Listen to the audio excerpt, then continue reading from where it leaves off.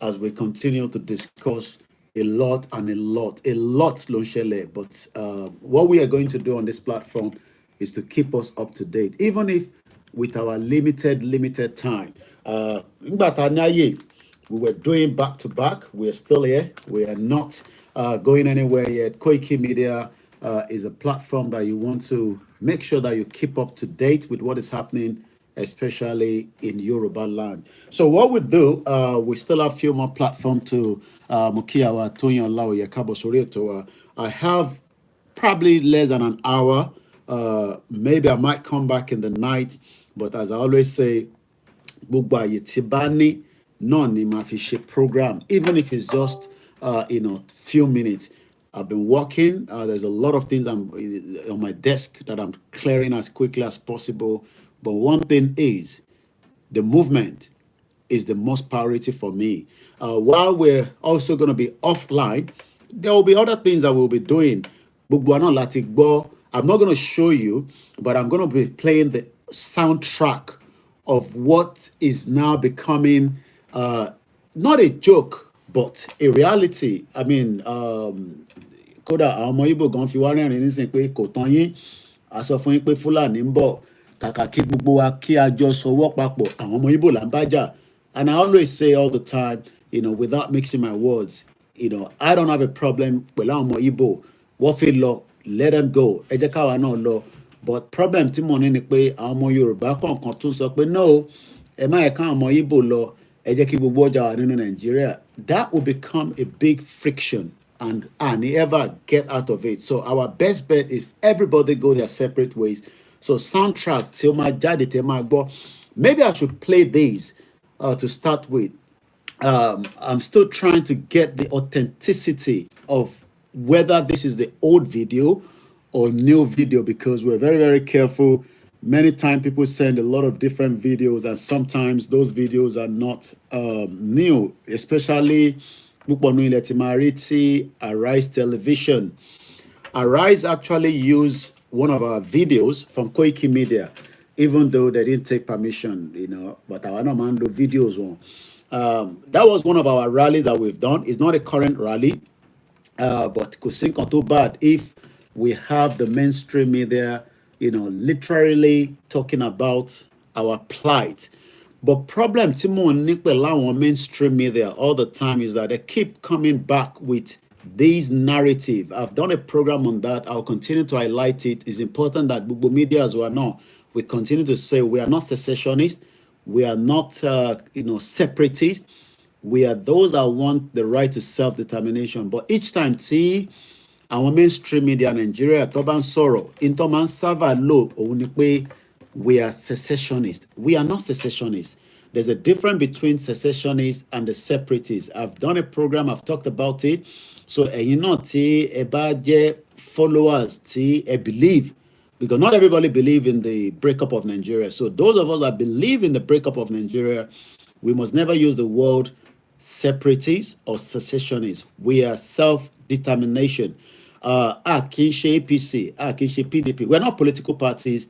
We are people that want our right to be respected, by coming out of Nigeria, because Nigeria is not working. There's no amount of Adura Tefeshe for Nigeria, that is going to make Nigeria to work. So Nigeria has come to its expiration. The best bet is pe koluka lukumalo. Kalo deal pelura wa, kalo deal pel region wa. America, more vantage, more muted. America has its own problems, just like the rest of the world has its own problem.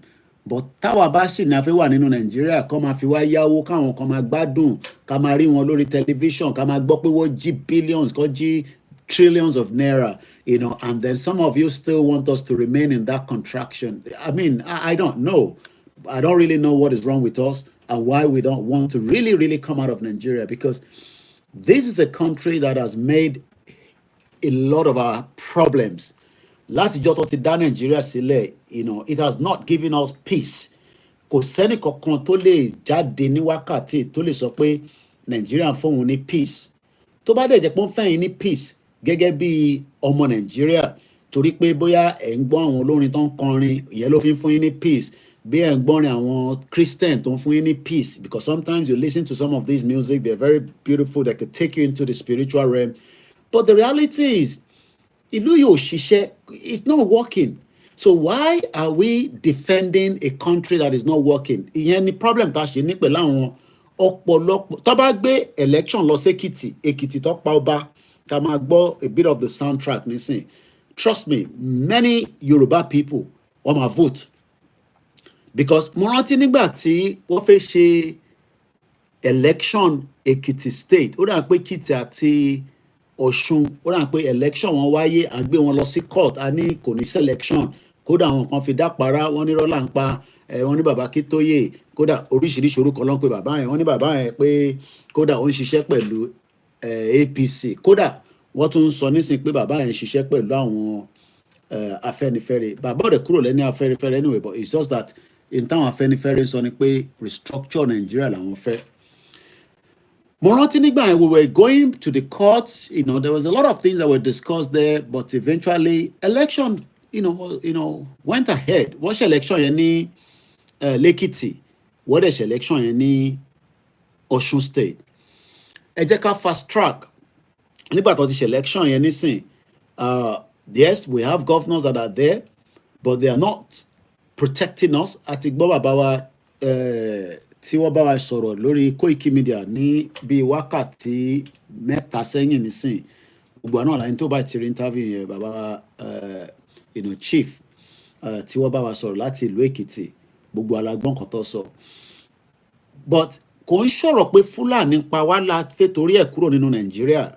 I think a lot of Nigerians, a lot of àwọn Yorùbá lọ́kàn ara yín tẹ̀sí fi ni pé Fúlàní tó ń wọlé pa. No, Nigeria ti gba identity wa through a fraudulent armor. That is the reason tá a ṣe fẹ́ kúrò nínú Nigeria. A fẹ́ kúrò nínú Nigeria nítorí pé identity wa gangan, the real identity tí Elédùmarè fún wa, ó ti gbà kúrò lọ́wọ́ wa. So nǹkan míì là ń jẹ́, à ń ṣe Nigerians. Yorùbá ni wá, Yorùbá ni àwọn ọ̀ràn wa tẹ́lẹ̀ kó tó di pé ọ̀rọ̀ Nigeria gbéra dé. So until tí a bá bẹ̀rẹ̀ sí make sure pé we specifically say that continuously, yes, Fúlàní wọlé pa wá, tá bá gba ìlú wa, a ṣá lọ protect the borders wa, a lè protect the economy wa, a dẹ̀ lè defend the territorial ground ilẹ̀ Yorùbá. Mo ń gbọ́ Vantage. America spent $800 billion on security. Security ò ń ṣe nǹkan tí a máa mú yẹpẹrẹ táwa sọ di buns àti puff puff.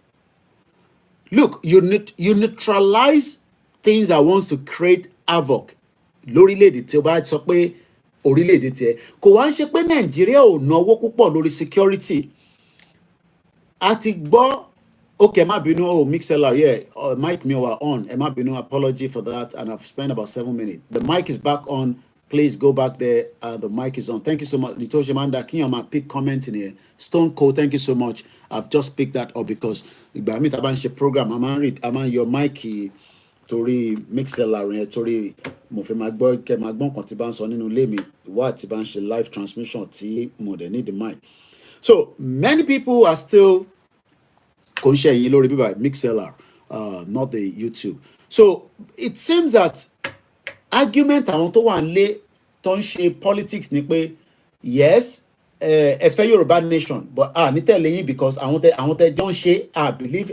Máa wonder pé okay, ṣé àwa náà believe nínú APC nígbà kan ni? I mean, for those that believe in it, I'm not part of the member of the APC. I left Nigeria before kó tó di pé wọ́n padà sí election. At least I have the grace to always say that because èmi ò sílé nígbà tẹ́ bẹ̀rẹ̀ politics.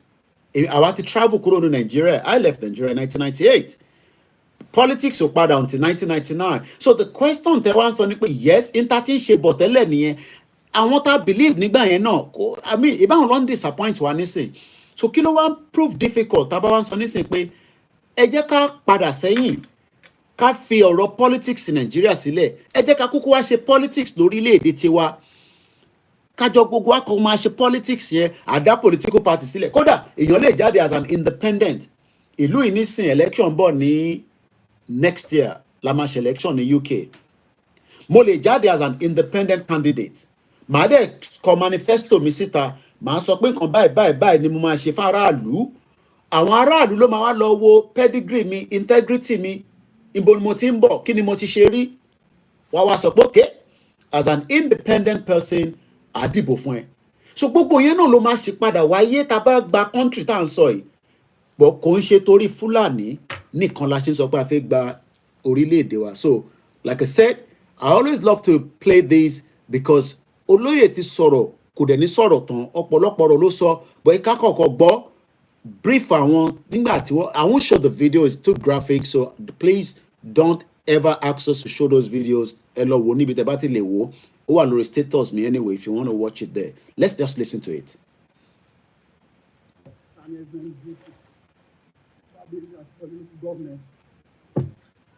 This is Oba Esun Heart, adjoining local governments. When I come straight, you see the house. Look at him. When I come, they come straight to our side. When I go straight, they ask me, see what I do.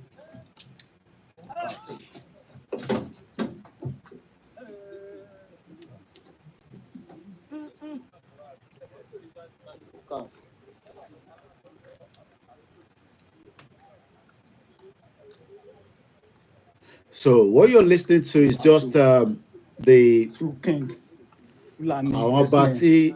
Yeah, okay. Fulani people. Okay. Look at. Okay. Then gone to King. Okay. Look at.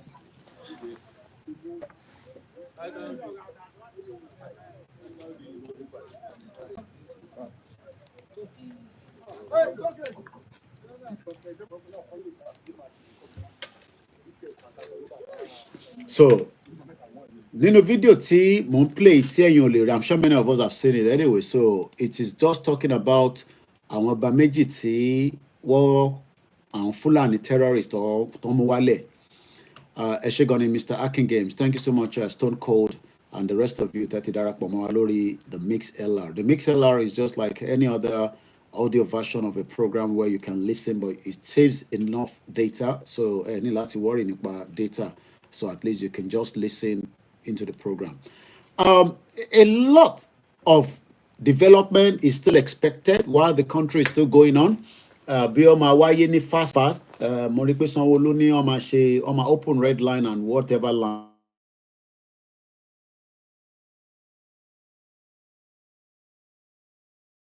Again is it's okay. There's nothing wrong because since Nigeria will take me, we expect development and work to continue until the dissolution of Nigeria.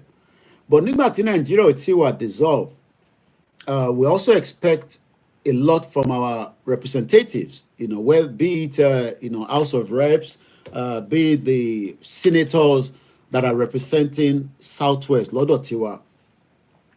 Mo ń gbọ́ Ted Iwokolo tó ń sọ pé àwọn máa gbé bill jáde pé everybody níbọn láti lè fi protect rẹ̀. So that means pé àwọn representative wa tó jẹ́ senators, which àwọn gangan ni under ìrìnàjò wa dúró in terms of tabashi sọ pé a fẹ́ ní in a diplomatic way, a fẹ́ jà, and all that. So we expect them to be able to bring a bill either to bring down the constitution, because the constitution bá wá sísàlẹ̀, automatically a new constitution would have to have these clause pé ṣáṣìfẹ́jọ́ wà àbájọ wà, ìyẹn kan. It can also have this clause pé ṣàfẹ́ṣe referendum láti fi exit in Nigeria, ó di méjì. It can also look back and review whether the country itself is holding. So what we are saying right now is that àwọn tó jẹ́ representative in the political realm, they are pretending to us, àwa tí a jẹ́ aráàlú, pé there's nothing wrong in Nigeria. Yes, there's pickpocket of problem there, but those problems can be resolved amicably among ourselves. Well, the question to ká wá bí wọ́n ni pé in reality, ṣáwọn problems yìí ṣá lè resolve ẹ̀ bá ṣe ń play politics tá à ń play from the state to the federal to the local government, because we are talking about a country now tí kò lè take care ara ẹ̀, because Nigeria cannot take care of itself. Nigeria kò lè take care ara ẹ̀ mọ́ débi bó fẹ́ take care èmi gẹ́gẹ́ bí ọmọ Nàìjíríà tó ń bẹ níta, because Nigeria, whether ẹni tó ní nationality me or not, as long as tó o bá ti denounce nationality ẹ tó sọ pé ìwọ ọmọ Nàìjíríà, ó ti di dandan pé kí Nàìjíríà kó defend mi kó dẹ̀ protect mi níta. Iṣẹ́ tí Nàìjíríà láti kọ́kọ́ ṣe nìyẹn. Kódà wọ́n bá sọ pé mo jalè níta, Nàìjíríà kọ́kọ́ gbọ́dọ̀ protect mi gẹ́gẹ́ bí citizen. Wọ́n bá sọ pé mo commit crime, ó gbọ́dọ̀ make sure pé representative wà fún mi, because ọmọ ìlú yẹn ni mí. Now Nàìjíríà ò tẹ̀ tí lè ṣe yẹn fẹ́mi tí mo wà níta ká tẹ̀ sọ pé okay, bóyá torí pé distance tèmi àti Nàìjíríà fi wà is about 6,000 kilometers away. That means the distance is a very long one. Okay, àwọn tó wá nílé tí à ń pera wa ní ọmọ Nàìjíríà, kí ló dé tí yẹn tí wọ́n difficult láti jẹ́ kí Nàìjíríà kó take care wa? I mean, government is meant to come closer to us from the local government. Láti local government, láti máa sọ pé okay, àwa lọ sí okay, àwa máa sọ pé federal. But what we have seen now is that wọ́n náà wọ́n ṣe nǹkan láti 1999. We are seeing the pickpocket of it, àfi tá a bá fẹ́ parọ́ fúnra wa. But the rapid development tí gbogbo wa expect bó máa wá sí ayé wa kò ní wá o. Every day I open the TV, many prayers is going on in Nigeria. Every day. Tí bá gbé lọ sí YouTube nísìn, ó dà ń pé every day prayer. There's nothing wrong in that. It's good for our spiritual being. But in terms of èèyàn máa defend ìlú ẹ̀, wọ́n fi prayer defend ìlú, mistake tá à ń ṣe nìyẹn. Let me see if I can just rewind this back a little bit. To my screen there, I'm going to take it back. Mo kàn fẹ́ kẹ́ gbọ́ nǹkan tí ìyàwó mi ará India, torí mo like ọmọ yẹn, mentor mi ni. Ẹ̀yin fàdúrà, ẹ fẹ́ fàdúrà fi tún lù ṣe. I don't think we know what is wrong with us. Okay. Ká jẹ́ kí advert yẹn lọ. Mo kàn fẹ́ ká kọ́ gbọ́n kan tí mò ń gbọ́ lọ. To our India forecast will probably be significant. No, condition lele. Tó bá ti wọnú ti US.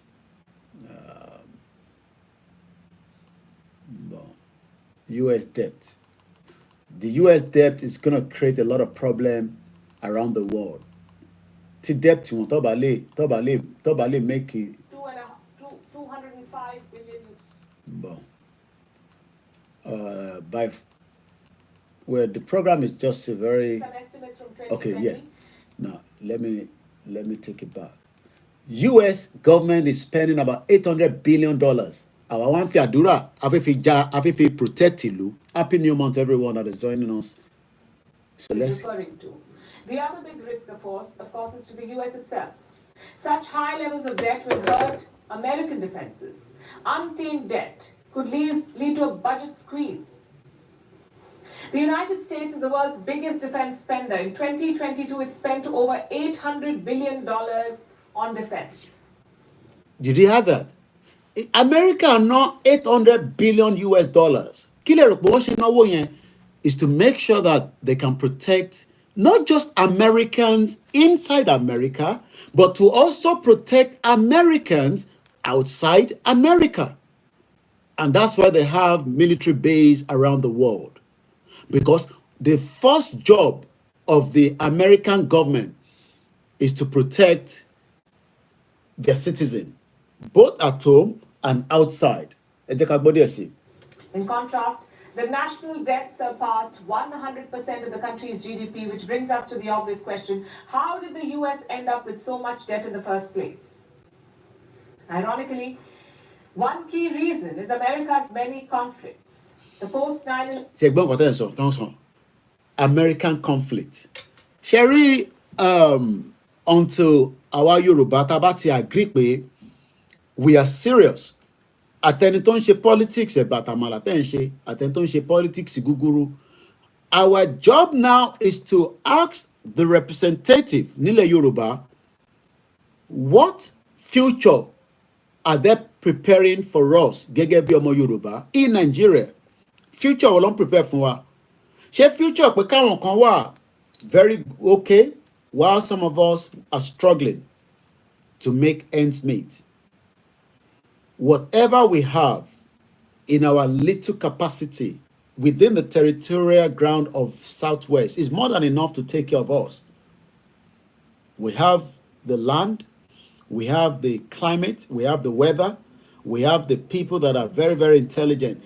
Then why are we forcing this Nigeria on us? It is because of the colonial rulers. Àwọn tó jẹ́ West. The West doesn't want Nigeria to break. They want Nigeria to remain one. Mo dẹ̀ dúpẹ́ pé Mali, Niger àti Burkina Faso, they pull out of ECOWAS. Àgbọ̀n kan tárákùnrin yẹn sọ, but mo rí snip view interview tó ṣe ìyẹn tí kan náà àwọn military junta yẹn pé àwọn máa ra bọn àti gbogbo nǹkan lọ́wọ́ Russia àti Iran. But àwọn tọ̀dọ̀ tiwa, thanks so much Dizima123, and I picked up your email and also your message, and the package has been delivered. Thank you so much. Everybody has different package that they send, and different package needs to be sent to different people. So thank you so much once again. We appreciate you for your love and your concern on the movement. Sherry West, kò ń ṣe pé a lè bá wọn ṣe, kò ń ṣe pé wọ́n lè bá wa ṣe. Tá bá bá wọn sọ̀rọ̀, which is what Baba Kitoye, they are talking on the ground. Pẹ̀lú wọn pé look, ẹ jẹ́ kí Yorùbá dá lọ, ẹ jẹ́ kí Igbo dá lọ, ẹ jẹ́ kí Hausa dá lọ, ẹ jẹ́ kí gbogbo aká pín, but a ṣì ní cordial relationship pẹ̀lú yín. We will still be able to work within, with you. Kò mí pé torí pé a fẹ́ pín, a ní lè bá West ṣe. We will still work with them. A ní jẹ́ enemy with them. We don't plan to become an enemy with the West. Ní láti jẹ́ enemy síra wa. But àwọn West yìí ń wò pé in tó bá mú ìran wa kó pín kúrò lára Nàìjíríà, especially àwa Yorùbá, our development ó máa rapid, maximum within 20 years. A máa bẹ̀rẹ̀ sí rí a better country. Tóun náà máa bẹ̀rẹ̀ sí sọ fún àgbáyé pé báyìí ni a ṣe máa lọ, ọ̀nà báyìí la máa gbà. Kò sẹ́ni tó lè fọwọ́ ti India sẹ́gbẹ̀ẹ́ nísìn. India lẹ́ni nísìn. Mo ń gbọ́ tí bèbí ń ṣe report yẹn ní bí àjẹta. The economy is going to grow very fast within the next decades. And let me just go and look at India economy growth. Let's look at India. While India's economic growth is expected, Sherry, lára àwọn reason that ṣe fẹ́ lọ lélẹ̀, Sherry tá bá ó nà sí pé Fúlàní pa wá la ṣe fẹ́ kúrò ní Nàìjíríà. Kò ń ṣe torí yẹn. We must start changing that big narrative. Yes, it's one of the reasons, but that is not the main reason that ṣe fẹ́ kúrò ní Nàìjíríà. We don't want to be part of Nigeria because we cannot grow as Yoruba people. Auntie me concern message concern me láti I'm not going to give the final location in Bitowa in the UK, but outside, well, probably only shown in audio here. Newcastle or anyway, so nobody knows her. Let me see if I can pick what she sent to me this morning. I don't think some of you understand the magnitude of what we are saying. Okay, I sent something to her, then she replied back with this. Òtítọ́ ọ̀rọ̀ korò, òótọ́ kúkú ni brọ́dà mi yìí sọ. ní Newcastle wá ń bíbà Yorùbá ló ẹ̀dì gbogbo General Hospital RV. Did you hear that? Ní Newcastle, which is about less than 3 hours from here in London, Yorùbá ló ẹ̀dì gbogbo General Hospital, and we have General Hospital nílẹ̀ Yorùbá tó yẹ pé anáwọn doctors, anáwọn good healthcare medical line, and they're doing very well. Wọ́n wà ní UCH, wọ́n wà ní káàkiri, but they are not equipped enough, and that is why gbogbo wọn jápa. Ẹgbẹ́ àgbọ̀n kọ̀tọ̀ sọ̀tọ̀ délẹ̀. Wa Freeman Hospital wa gbogbo ẹ̀ àwọn ọmọ Ondo àwọn ọmọ Ìjẹ̀bú. Ṣé ẹ gbọ́? Kò wá ń ṣe pé ọmọ Yorùbá kan ní stéètì kan, àwọn ọmọ Ondo, àwọn ọmọ Ìjẹ̀bú àti bẹ́ẹ̀ bẹ́ẹ̀ lọ, wọ́n pọ̀ báò ní Newcastle báyìí. Àwa ń take care economy ìlú míì tó jẹ́ ti United Kingdom, à ń make kí wọn kó grow. Ìjọ wo la fẹ́ jẹ́ kí tọ̀dọ̀ tiwa kó grow? Ìdí tá a ṣe fẹ́ kúrò ní Nàìjíríà nìyẹn, kò ń ṣòro pé Fúlàní pa wá, ṣẹ́rí gbogbo Fúlàní pa wá yẹn, ìyẹn máa wà lábẹ́ defence budget, just like America is spending about 800 billion. Eye tó bá worth la máa ná níjọ́ náà lọ́hùn. But tí gọ́vnà Babájídé Sanwó-Olú tó bá fẹ́ ná bí trillions of naira tó fẹ́ fi defend Lagos State, but kò ní owó yẹn tó pọ̀ lọ́wọ́, tó bá fẹ́ lọ yá owó yẹn níta, ṣé mọ̀ pé federal government lè cover pé owó tó fẹ́ yá yẹn ti pọ̀ jù, because abẹ́ Nàìjíríà ní Lagos State wà. Nàìjíríà kéré inú Lagos fúnra rẹ̀, tá bá design Lagos dáadáa, tá bá pull out kúrò nínú Nàìjíríà, kò wá ń ṣe Lagos nìkan ló lè fún wa ní revenue. Ondo State lè fún wa ní revenue, Ogun State lè fún wa ní revenue, Kogi, Kwara àti bẹ́ẹ̀ bẹ́ẹ̀ lọ. Ọ̀rọ̀ gbogbo Fúlàní yẹn àmọ́ nìyẹn. Government ilẹ̀ Yorùbá can deal with that by making sure that owó tá bá invest nínú security ó máa fúnà. Ẹ jẹ́ ká wo Buratai, the former chief of army staff, tó ní òun ta snake poison. Buratai was able to become a billionaire overnight látara owó bọ́jẹ̀tì tó ní kó fi defend Nàìjíríà. Buratai nígbà tó wà níbẹ̀, gbogbo owó tí wọ́n ń kó fún military pé kó fi ra equipment, kó fi ja ogun, pé kó fi defend and protect Nigeria, Buratai àtàwọn bẹ́ẹ̀ bẹ́ẹ̀ lọ, gbogbo owó yẹn àmọ́bi tó wà lénìí. Ìdí tá a ṣe ń sọ pé tá a bá pull out kúrò nínú Nàìjíríà, àwa lọ sọ́ọ̀sì fún owó tiwa, a máa lọ rẹ́ǹtẹ̀ ni, a máa ya ni, a máa ní òkè nǹkan báyìí la ní lórí ilẹ̀ wa, ẹ jẹ́ ká ṣe trade by barter. Ó yá, ẹ̀yin náà wá fún wa ní expertise ti yín, ẹ̀yin ní technology, àwa náà fẹ́ send the satellite wa lọ sókè. Because the first thing you need is to have your own satellite. Muke must be. I won't be able to mention a lot of names because I'm very, very limited with time. But must be Muke Kabosoreto. Mudekia to be Vilomo. What we need to understand is that Konshe Fulani Pawalato, no, with a satellite sent to the space. I mean, Elon Musk has his own satellite to operate locate. That means we can literally see everything with infrared. Tórin láàrin gbogbo forest reserve wa, kàmáì ti sọ pé ní èní ní UK facial recognition ti wà. Kí ló dé tí mò ń drive tí plate number mi, tó máa mú plate number mi, ó máa lọ automatically tó bá jẹ́ pé mo drive by speeding. Wọ́n ní láti ní èèyàn bí last month tó máa dúró lójú títì. It becomes a facial recognition. Wọ́n máa send the tickets mi pé Mr. Koiki 60 miles per hour lórí M25, but mọ́tò ẹ̀ yìí ó sáré 75. Tí bá dé fẹ́ sọ pé irọ́ ni pé kò sí mo ṣe bẹ́ẹ̀, wọ́n ní láti bá mi argue. Wọ́n kódà wọ́n máa sọ fún mi pé kí n lọ click lórí link kan, orí link yẹn ni máa ti rí pé lóòótọ́ mọ́tò yẹn sáré jù bẹ́ẹ̀ lọ. The world is getting already far beyond that.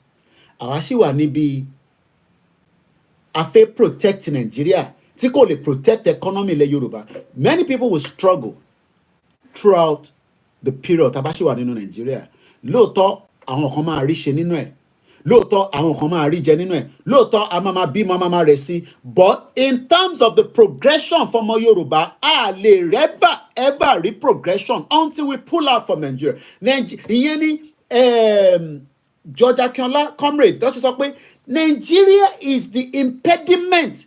Impediment yẹn, let me go and look for the meaning of impediment. Tá bá sọ pé impediment, tá bá lo èdè pé something is impediment. Impediment kò ṣe rí ṣe rí àtẹni tó ń jẹ́ ọmọ agbèrò àtẹni ọmọ tó ń ṣe APC àti PDP ẹ̀yin náà gbádùn Nàìjíríà náà. Tá bá ní ká dá sílẹ̀ ká ṣá gbogbo ọgbà ok tó bá pín owó fún wa nísìn gẹ́gẹ́ bí ọmọ APC tó dáwó sí àárín wa nísìn ṣe mọ̀ pé kò ń ṣe gbogbo wa la máa rí owó yẹn ṣe mọ̀ pé kò ń ṣe gbogbo wa la máa láǹfààní àti rí owó yẹn because owó yẹn ó máa hang sáwọn ibì kan bó tó bá jẹ́ pé Nàìjíríà ń ṣiṣẹ́ automatically àtọmọ tó jẹ́ APC tíyàwó ẹ̀ fẹ́ bímọ kò ní láti wá máa tọrọ owó lọ́wọ́ anybody ó kàn máa lọ sí hospital á gba oògùn á gba antenatal títí tóṣù mẹ́sàn-án máa fi pé á dẹ̀ bímọ sí Mercy hospital kódà tó bá ṣe ń bímọ tán á máa make sure pé ilé tó máa gbé ó wà available ìyẹn làwọn ń ṣe nílùú ìyẹn làwọn ọmọ ìlú UK as far as up to mo mọ kí ni current kí ni nísìn but nígbà tó wà ní abẹ́ EU as of 2016 tó bá ní ìlú tó bímọ jù àwọn ọmọ ọ̀dọ́ ìlú yìí ni àwọn ọmọ 16 years old wọ́n nọra wọn lẹ́pọ̀n burúkú tó ń bímọ tó bá dẹ̀ ṣe ń bímọ yẹn tán wọ́n fún wọn nílé so but ní Nàìjíríà nísìnyí àgbàlagbà gan bá bímọ àgbàlagbà tó ti di àgbà tó ti di sisi tó bá bímọ a máa tún complain pé ó bímọ nítorí pé àti tọ́jú ọmọ yẹn jẹ́ problem impediment ló ń pè é Nàìjíríà ti di impediment débi pé ọ̀rọ̀ Fúlàní kọ́ lélẹ̀ impediment pé kò jẹ́ kí a progress as Yorùbá people àwa ní àwọn èèyàn tó ń bẹ ní Newcastle iṣẹ́ ò ló ń ṣe ní Newcastle ẹja gbọ́n kan tí ìyá mi sọ fún mi. òtítọ́ ọ̀rọ̀ korò òótọ́ kúkú ni brọ́dà mi yìí sọ ní Newcastle wá ń bíbà Yorùbá ló ẹ̀dì gbogbo General Hospital RVI wa Freeman Hospital wa gbogbo ẹ̀ àwọn ọmọ Ondo àwọn ọmọ Ìjẹ̀bú àwọn ọlọ́kùnbẹ̀ gbogbo senior doctor àwọn surgeon àwọn physician tó wà ń bẹ̀. ẹ̀wọ̀n tí yà ìkà kalẹ̀ I mean àwọn surgeon àwọn physician gbogbo kinní kan àwa Yorùbá la ẹ̀dẹ̀ ní Newcastle that is just one location in United Kingdom tá bá tún padà wá sí London ní King's College ní gbogbo St. Guy's Hospital St. Thomas Hospital bá àwọn ọmọ Yorùbá tó di bẹ̀múdí bìdìbà ọ̀rọ̀ Fúlàní kọ́ ló ń ṣe wá ọ̀rọ̀ pé ìlú yìí ti fún wa ní backwardness kò jẹ́ ká progress gẹ́gẹ́ bí èèyàn tí Elédùmarè náà dá pé káwa náà compete intan sọ nìyẹn o but ẹ̀yin tẹ́ wá ń ṣe PDP tẹ́ ń ṣe APC we understand ẹ fi pé ó ṣe já àwọn eléyìí ló máa dìde but nígbà táwọn bàbá Awólọ́wọ̀ dìde àwọn náà dìde kò ń ṣe gbogbo èèyàn níjọ́ náà lọ́hùn ló agree pẹ̀lú pé bàbá Awólọ́wọ̀ ló yẹ kó dìde but ọba Elédùmarè kò fi bàbá Awólọ́wọ̀ fi kẹ́ wa ni it could have been anybody I'm sure pé kò ń ṣe bàbá Awólọ́wọ̀ nìkan tá a bá ṣàlọ ta ṣàbọ̀ gbogbo àwọn tí bàbá Awólọ́wọ̀ tọ́jọ́ ṣiṣẹ́ a rí pé púpọ̀ nínú wọn gan sẹ́ẹ̀ àdárúkọ wọn orúkọ bàbá Awólọ́wọ̀ la kàn ń dá but yes wọ́n ní igi kan ò ṣe é dá dúró wọn àbí bá lọ ṣe máa ń pàwó yẹn but at the end of the day bàbá Akíntóyè dìde nísìn ó ń sọ fún wa pé Nàìjíríà yìí ó ń fún wa ní impediment ṣèbó yẹ kí gbogbo aká ṣe kí ni ká gbé yẹ̀wò lóòótọ́ ṣé ó ń fún wa ní backwardness ká tẹ̀ sọ pé àfẹ́ bìlí gbogbo tó ṣẹlẹ̀ from 1960 ká tẹ̀ mú lọ sí láti 1999 kí ni Nàìjíríà ṣe fún wa láti 1999 kí ni ipa tí Nàìjíríà ṣe fún wa igi kan kì í dágbó ṣe bẹ́ẹ̀ ni kàkà kí gbogbo wa nísìnyí ká wá ràgàbò bàbá yẹn àwa bẹ̀rẹ̀ sí criticize àwa lọ ń wá gbogbo ohun tí bàbá yẹn àti tó ṣe afẹ́fi náà kẹ̀ mọ́lẹ̀ àwọn kan tún máa ń ní àwa ọmọ Yorùbá tá à ń ṣe Yorùbá nation yẹn máa bẹ̀rẹ̀ pé ṣé èyí ò ń ṣe ọmọ Yorùbá nation ni ṣé èyí ò ń ṣe Yorùbá ni ṣèbí Nàìjíríà ni wọ́n kàn fi overshadow identity wa in true identity wa gangan ọmọ Yorùbá ni wá but because àfẹ́ mo ń gbọ́ olóyè lọ sí birthday kan ní Germany mo ti rí fídíò yẹn but mo tún wá dọ̀nà that section of that video tí bàbá wa ń sọ̀rọ̀ nínú pàtí yẹn ṣe rí àwọn tá à ń gbọ́ tán ní physician kíní kan tó wà níta lóòótọ́ èèyàn lè jẹ́ expatriate kó wà níta but tílẹ̀ Yorùbá náà bá ń ṣiṣẹ́ this is the job táwọn náà máa padà wá ṣe nínú ilẹ̀ Yorùbá but Nigeria has become impediment. kí ló wá ń pè ní Impediment. but ká tó gbọ́ impediment yẹn ẹ̀gbọ́n mi George Akiola ló máa ń sábà lo ọ̀rọ̀ yẹn nínú àwòrán wọn kan tí wọ́n ṣe ní 2017. It's very clear. We made a declaration saying that it's too late for restructuring in Nigeria. You will remember in 1962, there was a massive problem in Nigeria when Awolowo was arrested. Our people talked to us. There was crisis for over 4 years that led to the coup. There was a Yoruba meeting of elders called the Yoruba Leaders of Thought. We relented. The thing continued. Yoruba has continued to lose ground since that time. In 1993, This was 2017. Okay, jẹ́ ká fast forward 2018, 19, 20, 21, 22, 23, 24, 20. So in 7 years after this video, ká tẹ̀ sọ pé ẹ̀mọ̀ tó bá pé Nàìjíríà ó máa ṣe dáadáa ta fẹ́ fi buttress pé àwọn comrade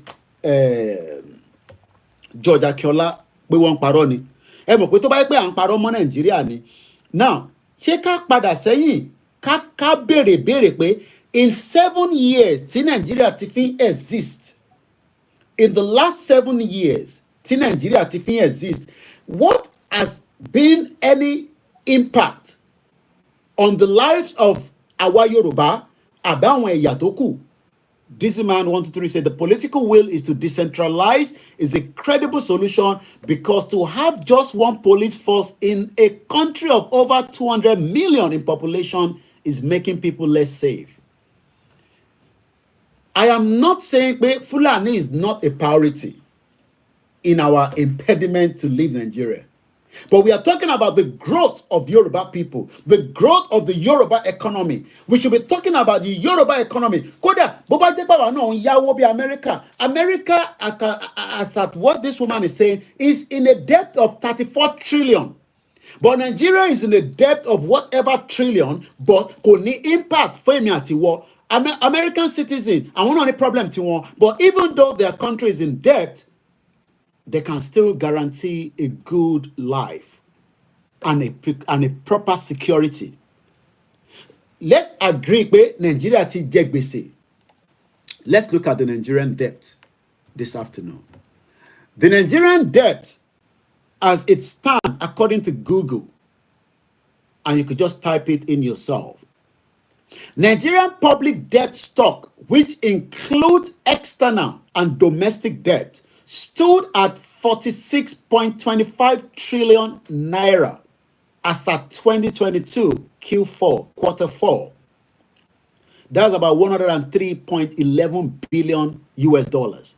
Kò tó t'Amẹ́ríkà lóòótọ́, but t'Amẹ́ríkà yẹn tí à ń rí pé ẹni tó wà l'Amẹ́ríkà tí debt wọn jẹ́ 34 trillion. That's the debt of America. Owó ló wà lórí screen mi lórí Vantage. They are still living a life, even though concern ti wá nísìnyí pé t'America ò bá catch up nǹkan tí mo ti gbọ́ ní òsì tán. But I just say that quickly because mo ṣe ń wọlé nísìnyí. And I know a lot of you are missing the afternoon broadcast, but ẹ máa bí ẹ pẹ̀lú mi because, like I said, I'm doing some project and whatever can make my platform to grow. Quietly, I am doing my own little bit. You do yours, but Ọ̀rọ̀ Yorùbá Nation òun ni platform tiwa.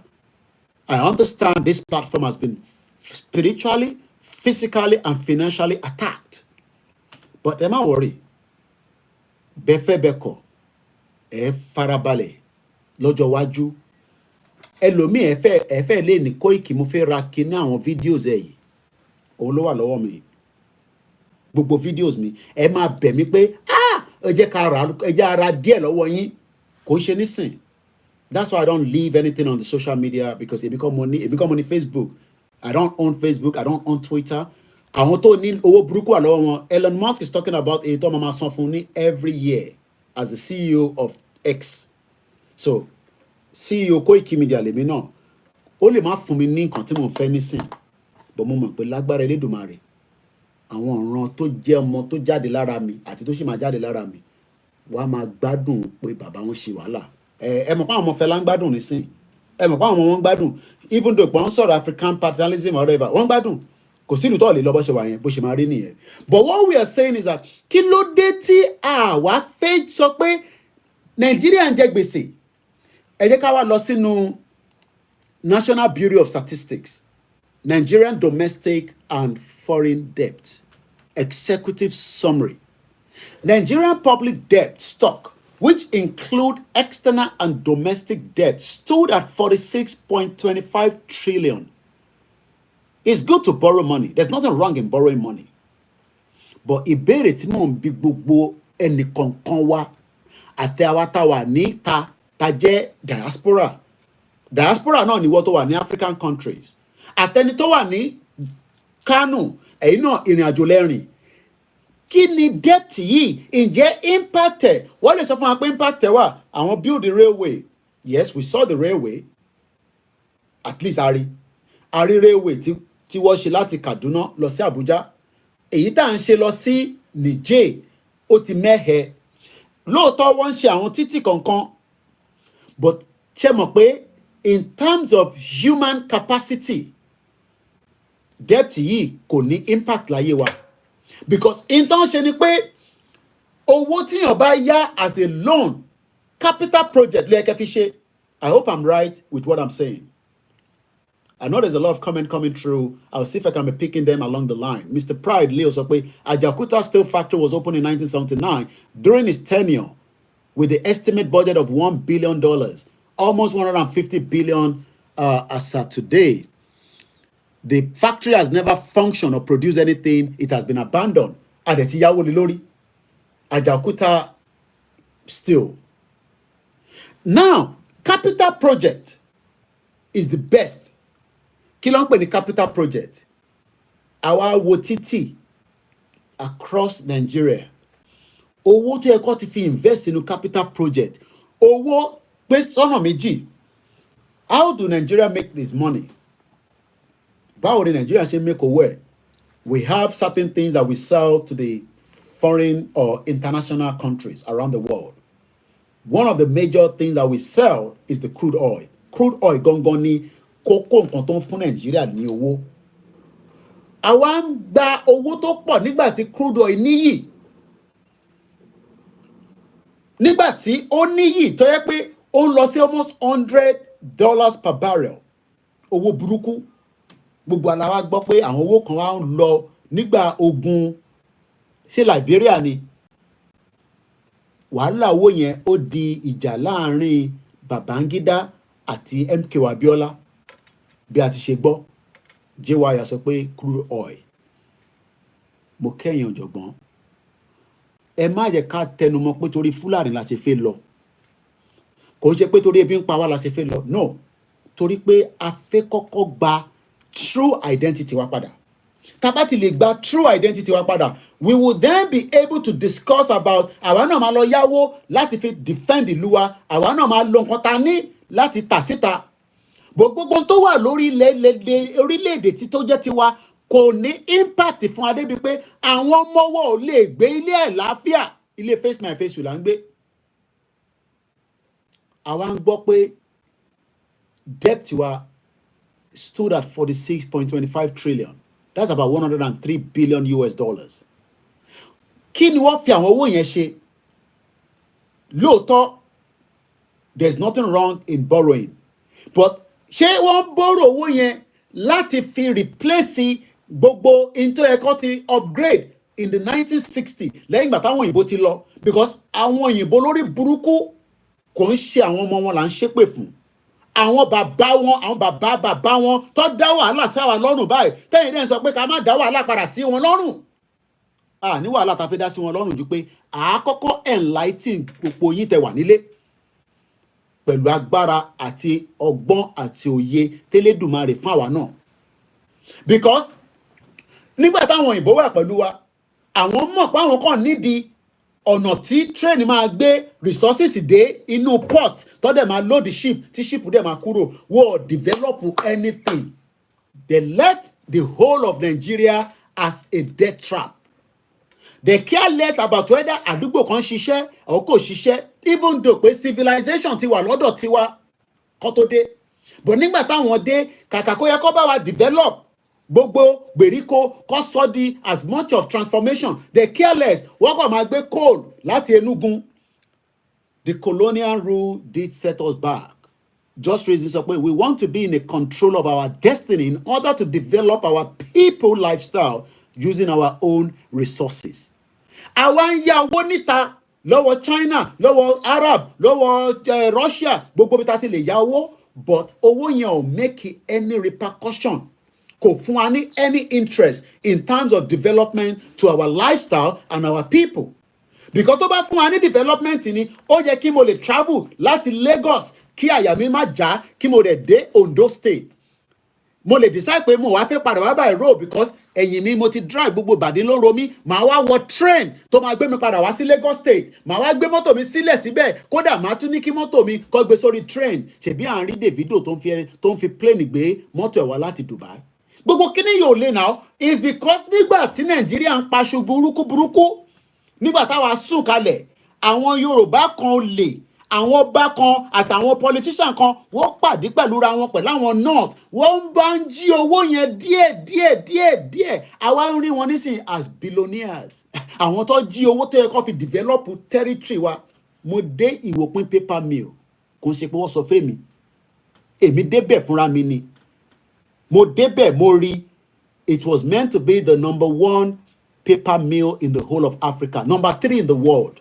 Ìwòpin paper mill níjẹ̀bú waterside kò ṣe pé wọ́n sọ fún mi mo débẹ̀ ni.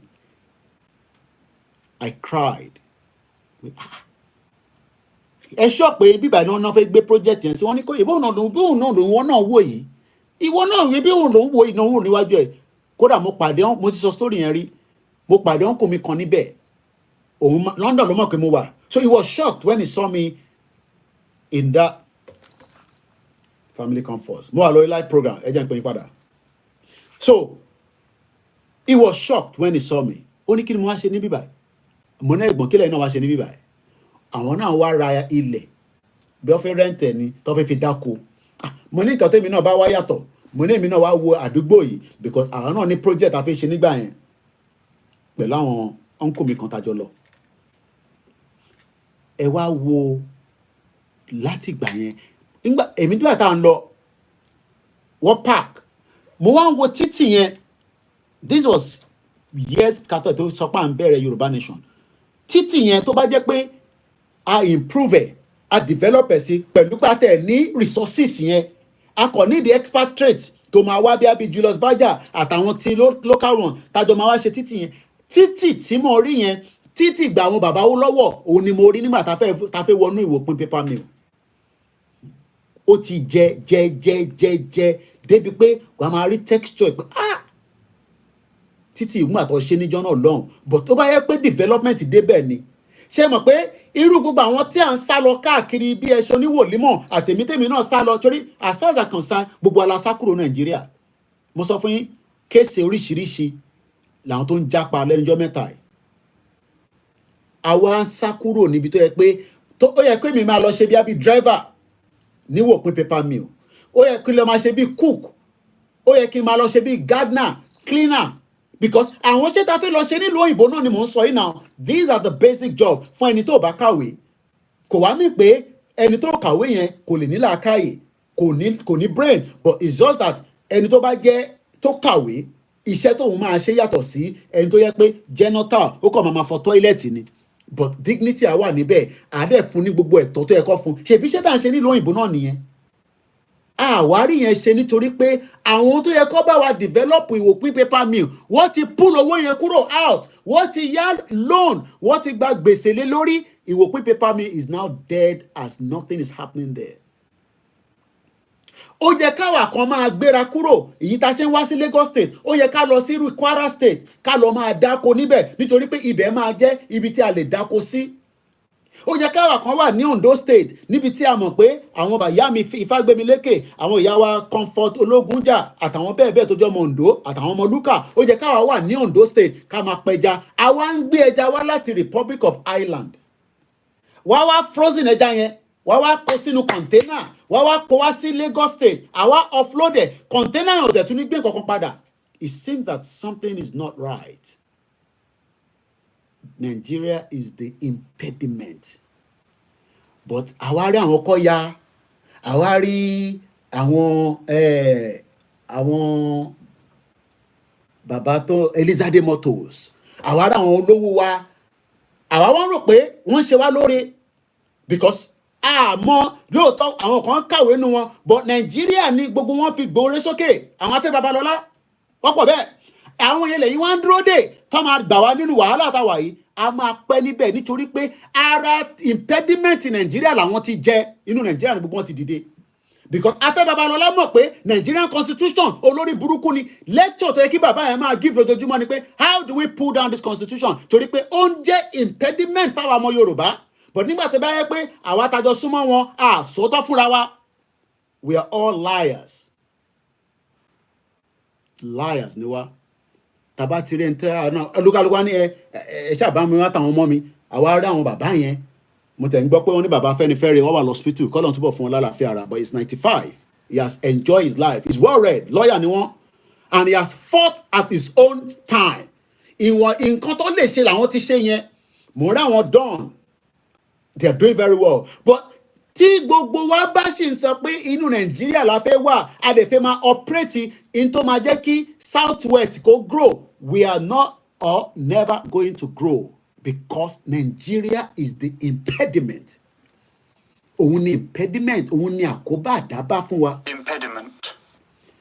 A hindrance or obstruction in doing something.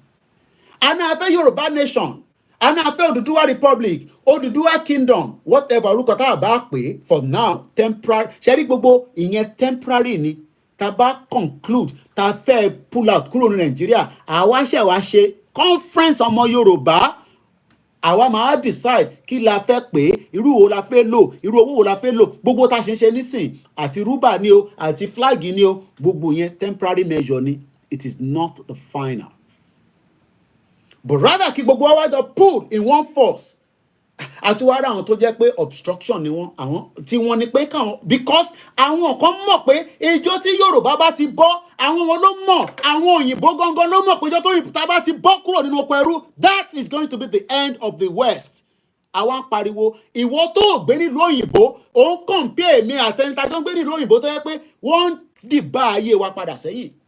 Some of you tẹ́ ní ever débí báyìí torí pé wọ́n ní fún yín ní visa. Ní 1980 làwọn parents wa ti jàǹfààní yẹn, ó lè jàǹfààní yẹn mọ́. Nàìjíríà ò ní ever jẹ́ visa free until tá bá fi break. Kò sí bẹ́ẹ̀ ṣe máa gba visa free wọnú ìlú yìí mọ́, ó máa lọ apply ni, wàá ta lé, wàá ta mọ́tò, wàá ta gbogbo nǹkan nítorí pé ó fẹ́ jápa. Ọ̀rọ̀ thousands of pounds làwọn kan bára wọn jà lé lórí. I don't want to pull it into the because I should try láti resolve dispute yẹn. Wọ́n àwọn èèyàn wọ́n ń talé, wọ́n ń ta mọ́tò láti lè jápa wá sí ìlú òyìnbó. Tèmi dẹ́ sọ fún ẹ pé ìlú òyìnbó gangan ni problem, impediment fún wa. Ó wá ń sọ pé kí n shut up. Ó rẹ̀ tí lè wọ bíbá. Mọ̀mísí mi was here in the 80s. Ibíbẹ̀ lọ bí last born wá sí. Mo sì máa ń bá mọ̀mísí pé kí ló dé tẹ̀ bí wá síbẹ̀. Wọ́n ní Nàìjíríà dá nígbà yẹn. Pé kí láǹfi wá. Àwọn èèyàn ń jókòó sí ìlú yìí. Tó bá ti bímọ tán, wọ́n ń padà lọ sílé. Ó lè wọ̀ ìlú yìí mọ́ as a commonwealth citizen until tá bá pull out kúrò nínú Nàìjíríà tó jẹ́ impediment táwọn òyìnbó dẹ̀ fẹ́ yẹ ká kúrò. Wọ́n wá fẹ́ ká máa náwó school. Àwọn tí mò ń bá sọ̀rọ̀, àwọn tó wá ṣe PhD, ó mọ ẹ̀ tó ń ná. Ẹlòmíì ò mọ̀ pé àwọn ṣẹ́rí gbogbo tí àwọn olóṣèlú wa bí ẹ̀gbọ́n mi Fatai Ogunribido, kọ́lọ́n bá mi dúró ti ẹ̀gbọ́n yẹn dáadáa. Mo ti mọ̀ wọ́n nísìn kò ń ṣọ̀rọ̀ 15 years. Nígbà táwọn ń jàjà yẹn, nígbà yẹn tó máa pè mí, ẹ̀gbọ́n èmi busy mo ń faṣẹ́ náà. Àwọn ti rí future yẹn pé ẹ̀yin ọmọ yìí ẹ̀ mọ wàhálà tẹ́ ń ṣe, àwa tí wọ́n bẹ̀ ti pẹ́ dúró tọ́jọ́ mẹ́ta. Òyìnbó gangan ní problem wa. Òyìnbó gangan àwọn ní impediment ilé ayé wa. We don't have any problem with them, but àwọn ló ní problem pẹ̀lú wa because àwọn ló mọ̀ pé tẹ́ a bá wà bí wọ́n ṣe bá wa, we will be ahead of the game. Now, ẹ wo Amẹ́ríkà tá à ń pariwo yìí. Mélòó ni Amẹ́ríkà? Àwọn gangan ló gbé Amẹ́ríkà dúró.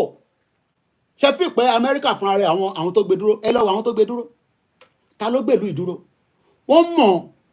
Ìwọ tèmi wá ń sọ fún ìwọ tó kúrò ní Nàìjíríà ó lè likely pé kó wọ̀lú yìí àfi tó bá ṣe kàmá to go tó bá join ẹ̀ ṣé orí gbogbo pé wọ́n fún wa ní visa kíníkan yẹn lóòótọ́ it's a will of God kò jẹ́ kó rí bẹ́ẹ̀. Báwo la ṣe fẹ́ wá sí UK tá a ṣe máa lọ máa ṣe àdúrà tó pọ̀ rẹpẹtẹ tá a ṣe máa lọ máa ṣáájò tá a máa gbé passport wa lọ sá mò ń bọ́ kan nínú kan náà mo fẹ́ dárúkọ program yẹn what God cannot do ó ní òun apply títí wọ́n fún òun ní visa yẹn wọ́n wá padà fóun òun náà wá bínú òun náà wá fi wọ́n tayò.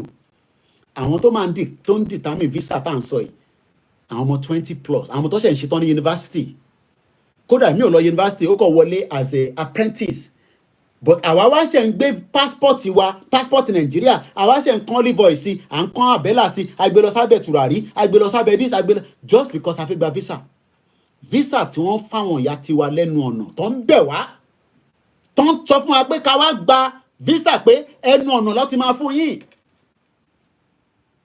It's because Nigeria is the impediment. Òun ló ń dá wa dúró. Kò ń ṣe pé gbogbo ọ̀ ní brain. Ọ̀rọ̀ tá à ń sọ kò ní ìdìjà. Ẹ jẹ́ kóra wa papọ̀. Ẹ̀yin tẹ́ ń ṣe PC náà. Ẹ wo future yín. Ṣé future no kò deep. Look, èmi náà like fàájì tájọ máa ń ṣe ní gbogbo ta fàájì nǹkan yẹn. Mi ò pé mi ò tẹ̀ mọ́ gbogbo bẹ́ẹ̀ náà mọ́ títí. Gbogbo bá ṣe ń ṣe fàájì yẹn náà máa ṣe máa lọ. But àwa lè wà well recognized as Yoruba people níta mo kí ẹ̀gbọ́n mi Yẹmi Fátókè intanṣọ nìyẹn kò ní look àtẹ̀ntó ń sọ ẹ̀tẹ̀ntẹ̀ fẹ́ràn Tinubu àtẹ̀ntẹ̀ fẹ́ràn ẹ̀ intanṣọ ni pé ẹ jẹ́ kí gbogbo akájọ fọwọ́ papọ̀ ká sọ fún Nàìjíríà pa àṣemọ́ náà kí ni yóò lè tá bá pọ̀ tá sọ pé àṣemọ́ tí a dẹ̀ dúró lójú kan tá tọ̀ sójú kan òyìnbó máa mọ̀ pé yes àti ṣe kí ni àti prepare pàfẹ́ gba freedom wa. Kò ní ìdìbọn àní láti look velvet diversity wa àwọn kan ti ṣe rí there is what they call velvet divorce tolúkàlùkù kọ̀ máa ra ṣe kí ni ẹ̀kọ́ pull out kúrò nínú union yẹn okay kí la ní bíbá àdéjọ discuss ẹ̀ the first thing ni pé àdé ní border tiwa kò eléyìí ò ní jà ṣe bí interconsult ni pé ẹ̀yin tẹ̀ ń ṣe APC nísìn ibi ajá ni tẹ̀ ń bára yín jà náà ẹ máa kúkú ẹ jẹ́ kájọ gbogbo àjọṣe Yorùbá nation kájọ wọnú Yorùbá nation ká wá lọ dá ẹgbẹ́ olúkálùkù wa sílẹ̀. Èmi náà lọ contest tẹ́ bá yẹ pé yẹn àjọ máa ṣe gbogbo àjọ máa ṣe kò ń ṣe pé yẹn kan ló máa control yẹn kankan but a lè ní àṣeyọrí nínú Nàìjíríà o lóòótọ́ àdúrà máa gbà èmi ò jókòó síbi kí n sọ pé àdúrà ò ní gbà o but àdúrà gbogbo wa kọ́ ló máa gbà àdúrà gbogbo wa kọ́ ló máa gbà nínú Nàìjíríà some of us will be lucky ẹlòmíì akọ́ ṣe nǹkan míì lórí social media bí bèbí kan ó náà ń dáná fọkàn òun nídàájí àwọn obìnrin kan ní ìdájí ìranu wo ló máa dárò pàpà ọmọ owó tó fún gẹ́ọ̀ yẹn wọ́n bẹ̀rẹ̀ sí fún ní gbogbo oríṣiríṣi nǹkan irú yẹn ni wọ́n ń dúró dè when we can have a country that will work tí máa ní estate agent tèmi tí wọn náà máa ní business tiẹ̀ tá a máa wá ṣe business káàkiri we are not going to be here forever we are only here temporarily but the more tá a bá tètè kúrò the more we will have opportunity ó ní o fẹ́ràn Davido èmi náà like but ó ọ̀fun ẹni visa kò wá wo Davido but àwọn kan ń bọ̀ láti EU country àwọn country tí kò tó Lagos state wọ́n wá wo Davido because wọ́n kọ̀ drive wọlé kódà èmi cheap ticket àwọn náà wọ́n pọ̀ bí kí ló dálẹ̀ lọ tó bá ti yọ Germany France Belgium Austria Switzerland tó bá ti yọ àwọn country bíi mélòó kan tó ní kìmí díẹ̀ nínú EU gbogbo àwọn tó kù tó yọ Finland níbi tí Simon Ekpa wà àwọn tó kù olòṣì tó pọ̀ láàrin wọn òun ló lọ lọ́nkàn yẹn wọ́n wà níwájú ilé mi níbí báyìí máa ń wo pé ń bò lẹ́yìn ti wá ṣé EU lẹ́yìn náà ti wá báyìí èyí náà dàbí àwa náà ìyà ń jẹ àwọn náà wà nínú ìṣẹ́ lọ́sẹ̀ ń sáwá sí UK because UK àwọn ti gbọ́n ìyẹn ni wọ́n ṣe fi owó wọn sílẹ̀ gbogbo time tó wà ní EU as a country They refuse to allow their currency to break because of the time, and I know I'm going to receive a call very soon. Sorry, India. India economic growth is expected to notch a record-beating 7.3% pace for the financial year ending March 31st, 2024.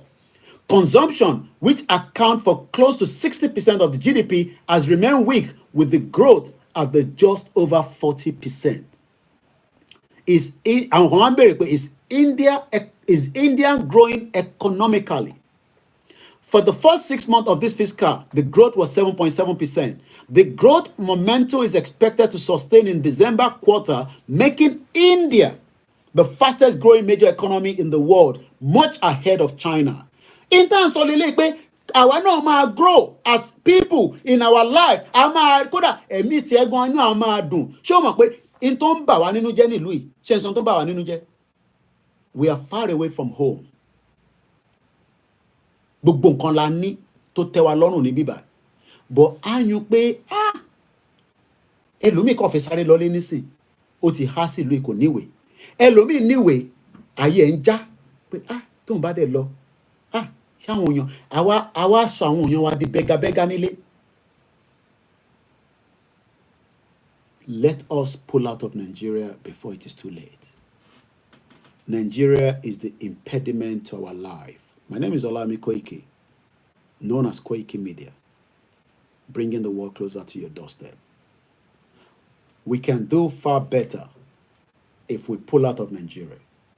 It's going to take a lot of work, which is the process that we're doing right now.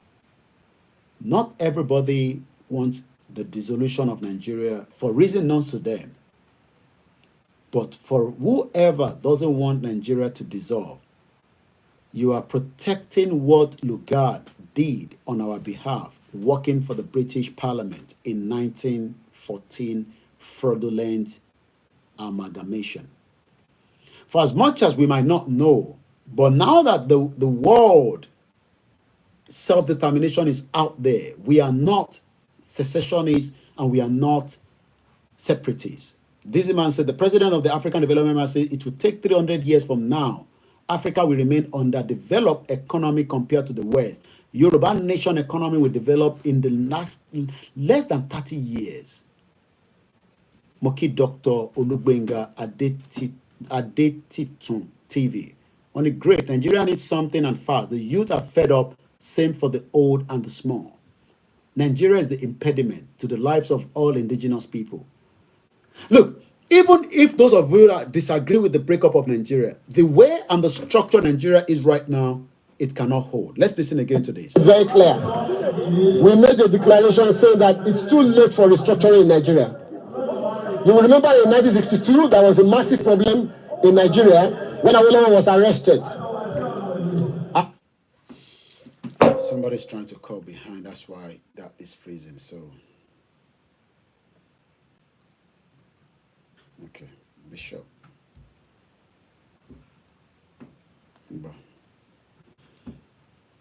Let's go back to the video.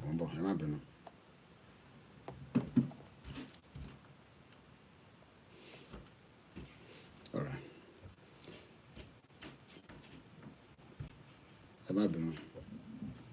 To call back to on disconnect. I'm still waiting for my laptop. It's still with the engineer, so we're still using the little device that we have to operate. Let's go back to this, please. Very clear. We made a declaration saying that it's too late for restructuring in Nigeria. You will remember in 1962, there was a massive problem in Nigeria when Awolowo was arrested. Our people talked to us. There was crisis for over 4 years that led to the coup. There was a Yoruba meeting of elders called the Yoruba Leaders of Thought. We relented. The thing continued. Yoruba has continued to lose ground since that time. In 1993, there was the annulment of the June 12 election. Shiju Ade, the former Oni, spoke and said Yoruba should go ahead and conduct an election. We did. It led to nothing. The same thing happened in 1998, just before the handover to the democratic elected government. Yoruba did not want to go. for anything like Nigeria again. But then it failed. Look at where we are. Yoruba has been losing ground since 1914, and we are just tired. We are not for restructuring. It's too late for restructuring in Nigeria. It's too late for sovereign national conference. It's too late for resource control. What we want now is Oduduwa Republic. And we are very categorical about that. We have made that very clear. We have made declarations, and we are very serious about our demands. Every region just go to its own tent. Yoruba wants to be on its own because the problem that Yoruba has is Nigeria. Nigeria is the problem, is the impediment to Yoruba development. Is the impediment to Oduduwa development. Without Nigeria, we won't be where we are. 1960, we were far ahead of South Korea and North Korea. We were far ahead of China even. We had television before France. We had radio before South Africa. Now look at where we are today. I think it's a shame that even any Yoruba man can be talking about restructuring at this point in time. What are we restructuring? This country that is already shot to pieces? This country that has already shot to pieces is Nigeria, and I'm not too sure why people still want us to keep Nigeria. Moki Bobo, Moki Babawa, Prophet John Ogundele, Mosaitin, Mr. Adeni Adejubre Moki, Moki Babawa Nuruddin. Shema Kumo Alori program. We are laying program. All right. More chief now. All right, later. Yeah. All right. Moki Babawa Adekola, yes, there was a program yesterday. Gbogbo àwọn akọni wọn tó ṣaláìsí kọba Elédùmarè kó bá foríjì wọn kó tẹ́ wọn sáfẹ́fẹ́ láti Ìyélúfẹ̀ ọ̀kín ọba orin gbogbo àwọn tó ṣaláìsí àti brother wa ẹ̀gbọ́n wa ìyẹn Àdògán àti Alhaji Fatai òkú wọn ṣì wà lọ́wọ́ federal government àmọ́ ìdí tí wọ́n ṣe mú dání ẹjọ́ gbogbo ẹ̀yin tẹ́ bá mọ bàbá wa Bọ́lá Ahmed Tinubu ẹ bá wa bẹ̀ wọ́n kó bá wa fi òkú Àdògán àti Alhaji Fatai kí a lè lọ sin wọ́n officially. Àwọn méjèèjì sì níyàwó wọ́n ní ọmọ kó jọ kó bá wa fi òkú yẹn sílẹ̀. Tó bá dẹ̀ pé ibi tó bá sin wọ́n sí náà a ní right láti lọ wú wọn kúrò níbẹ̀ ká lọ sin wọ́n properly dáadáa, because Buhari wanted to assassinate, and one thing we must always remind ourselves that olóyè ò commit any crime o. Fún ọ̀pọ̀lọpọ̀ àwa tí a máa ń béèrè pé kó lóyè lọ bẹ̀bẹ̀ kó lọ ṣe kinní kan, he hasn't committed any crime and he has not done anything beyond pé ó ń béèrè ẹ̀tọ́ ẹ̀. Lóòótọ́ wọn nígbà tó dénú ilé ẹ̀ wọn náà wọn bá ìbọn àwọn bá days, but all that is cock and bull story. We all know that kò ń ṣe èní ní federal government ti máa ń pull those kind of strange. Àwọn bá wa méjèèjì tó ṣaláìsí ní ìlú Èkìtì kọba Elédùmarè kó jọ kó má jẹ́ kí a rí ikú àwọn ọba bẹ́ẹ̀ yẹn mọ́. Ìyẹn bàbá wa Onímọ̀jọ̀ of Ìmọ̀jọ̀ Èkìtì ọba Ọlátúnjí Olúṣọlá àti bàbá wa Ẹlẹ́sùn of Ẹ̀sùn Èkìtì ọba Babátúndé Ògúnṣọlá. Both were killed returning from a meeting in Ìrẹ́lẹ̀ Èkìtì. Wọ́n bọ̀ àwọn ọmọ Oòduà àwọn ló ń dé yẹn wọ́n bọ̀ ẹ̀jẹ̀ má bínú. Mo kí gbogbo alẹ́ nǹkan sí. Ọ̀dà. Ẹ̀jẹ̀ má bínú mo bọ̀. Very clear. We made a declaration saying that it's too late for restructuring in Nigeria. You will remember in 1962 there was a massive problem in Nigeria when Awolowo was arrested. Our people talked to us. There was crisis for over 4 years that led to the coup. There was a Yoruba meeting of elders called the Yoruba Leaders of Thought. We relented. The thing continued. Yoruba has continued to lose ground since that time. How was good today? In 1993, there was the annulment of the June 10th election. Shijuade, the former... Let's leave that, and I'm going to come back to that. I think we can do a little bit, maybe another extra 1 hour. I think, I can manage with the Omoodua. I'm sure many of you understand that I'm operating from home, so it's no longer news to so many of you. It costs, if I have to go and get a full studio, I will have to be paying every month the rent. Many of us are supporting, let me just leave it that way. Egbomi Tony Ages was sent a very small donation, La Roy, and he was even saying, Mr. Koiki, ma binu po kere, money chama po owó tẹ́ sending lẹ́sẹ̀kẹsẹ̀ mo ti mobilize lọ sí Nigeria. ó dẹ̀ ti níṣẹ́ tó ṣe fún iṣẹ́ tá à ń ṣe nílé. It's costing me a lot to operate in Nigeria, especially many things might not be visible to some of us, but until Abadebi tá à ń lọ, like I said, I will go and find how I will be able to source my own. I can't rely on the YouTube, revenue, YouTube, especially even they've locked my YouTube account, so we're not making any money. So donation from the public is the only way we can be able to operate. Look, media tó bá sọ̀rọ̀ báyìí, I jẹ́ pé àwọn ní funding tiwọn, and most of them are probably doing some other things. I'm not doing any other thing. This is what we are doing, and until we are able to fund it, we will just have to continue to do the little we can do.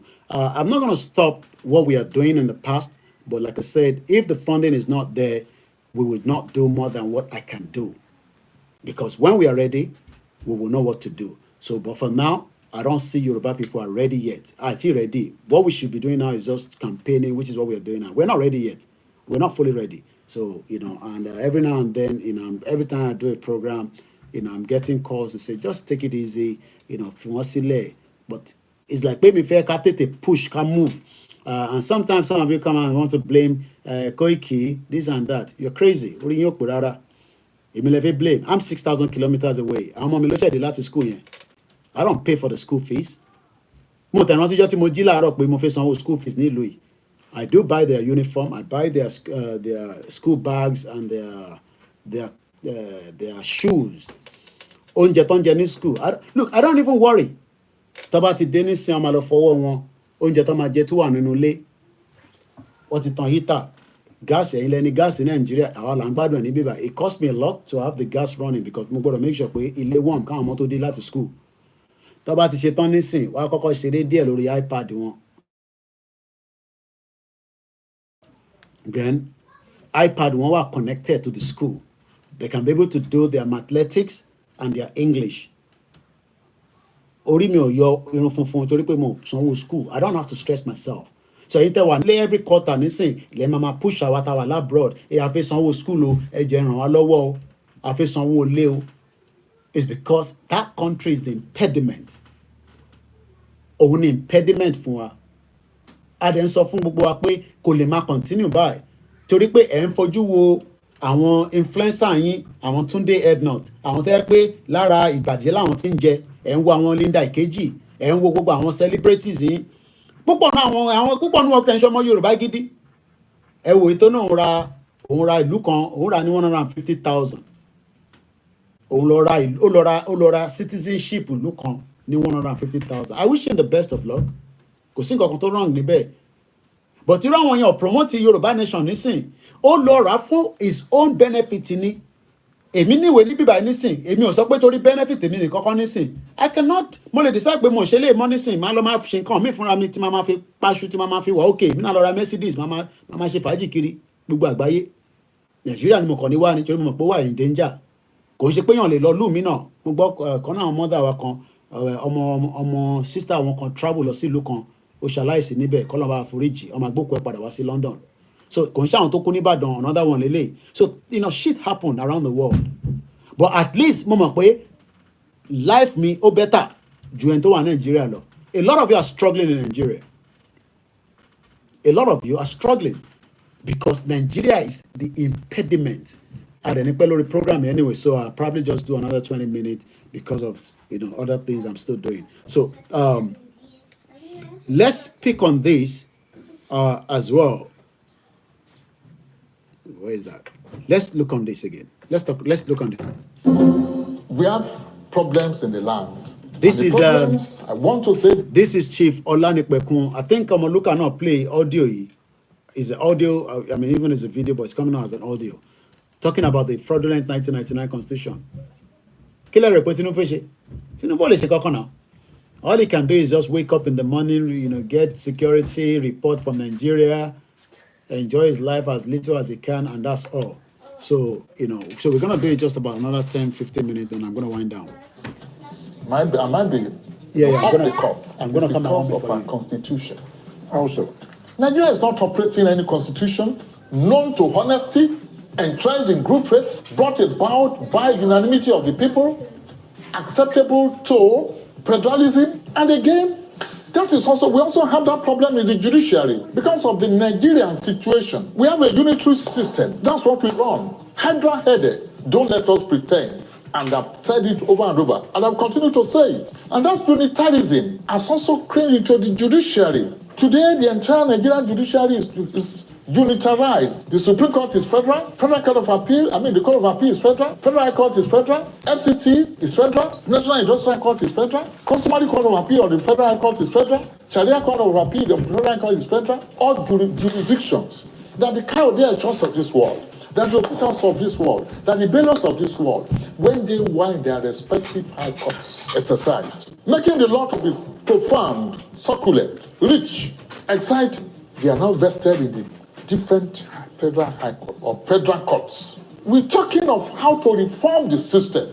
There is no justification in a state, in a nation like Nigeria, purporting to practice federalism, where even the Supreme Court should be overburdened with unnecessary jurisdiction in respect of land matters from Yoruba land, respect of divorce, respect of family matters, chieftaincy matters. How do they know? I don't want us to be deceiving ourselves.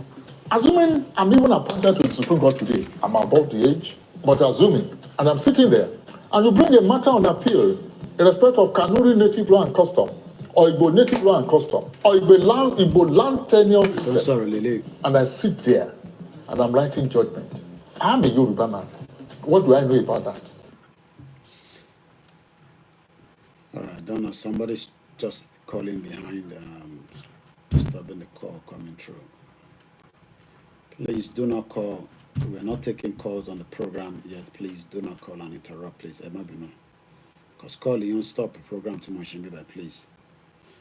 Because I know, and don't pay our lorry life. I back call for now, Ejo. What is so to mute anything? Supreme Court. We are running into trouble. We are inching there, and time is not in our favor. And I'm not tickled by what the National Assembly is doing. They are not being fair to themselves. They are not being fair to us. They claim to be amending the Constitution. What are they amending? And I want to repeat it. Do you amend something that is not amendable? When you want to amend the Constitution, by the way, Lati, where do you start? You start from the preamble. With the people. Oh, yes. They have to amend it. Why are they running away from it? If they cannot amend the preamble, if the preamble is not amendable, then it means the Constitution is not amendable. Come on. They have to start from it. You start reading your letter from the back page. Do you? No, they have to start from the preamble. That means the preamble is fake. We the people, who are the we? When did we meet? And why can't we do it? I'm studying the constitutions of the world. And I say this also with every sense of humility. There's no constitution that is near as fake, near as deceitful. Near as fake, near as deceitful. And this is the same constitution that tell you more Yoruba, that Tinubu fi govern wa. We pray for Tinubu as he continue to be there. We are not going to do anything. We'll pray for him.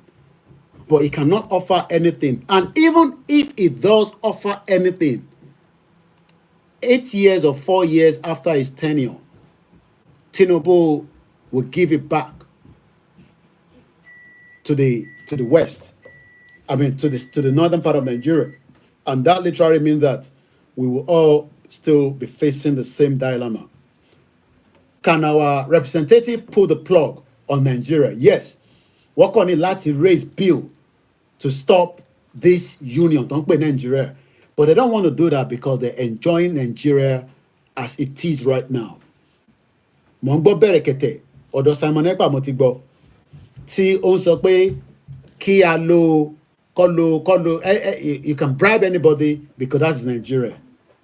They continue in this kind of lifestyle. Nigeria is fake and is as fake as it is. And you cannot try to change something that is fake. Tó bá fẹ́ ra nǹkan tó fake jù láyé, right? Lọ sí China àbí kó lọ sí Turkey. Turkey yẹn kò sí nǹkan tí wọ́n kì í duplicate. I've been there a few times and kò sí nǹkan tó kì í duplicate. Mo wà lórí program, màá pè yín padà, mo wà lórí live show. So, kò sí nǹkan tí wọ́n kì í duplicate. Let's listen to this again. When you want to amend the Constitution, by the way, Lati, where do you start? You start from the preamble with the people. Oh, yes, they have to amend it. Why are they running away from it? If they cannot amend the preamble, if the preamble is not amendable, then it means the constitution is not amendable. Come on. They have to start from it. Do you start reading your letter from the back page? Do you? No, they have to start from the preamble. That means the preamble is fake. We the people, who are the we? When did we meet? And why can't we do it? I've studied the constitutions of the world. And I say this also with every sense of humility. There's no constitution that is near as fake, near as deceitful, near as make-believe in nature and in content as the constitution, as what we call the Constitution of the Federal Republic of Nigeria 1999 as amended. Funke! I hear me, me, by me. Apostle, we hear of this. What are they amending? Wọ́n ní mi sí ìjọba mò ń lọ ń dá sí nǹkan tí ó kàn mí ṣùgbọ́n tó kàn mí mo dá sí torí pé ọmọ Yorùbá ni mí bí ìjọba bá wà tí ò sí ẹ̀tọ́ tó yẹ kó ṣe fún aráàlú tí wọ́n dìbò fún tó jẹ́ ìjọba lé lórí tí ìjọba bá wà tí ààbò bá sí fún aráàlú tó olóòṣè ìjọba lé lórí aráàlú dìde fúnra ẹ̀.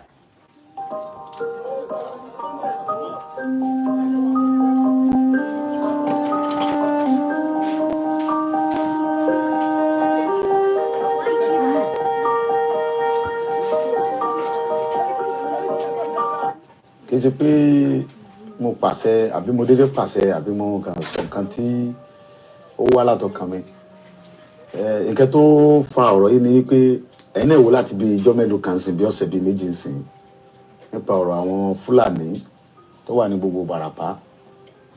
Ẹ wo dókítà wa Dr. Fatai PhD doctor ọmọ Yorùbá tó kàwé tó gboyè ó wá lọ sí lóyìnbó ní àìníye ọdún ó lọ ṣiṣẹ́ ó wá dé ó kówó dé ó wá lọ lu bàbá ẹ̀ ní gangan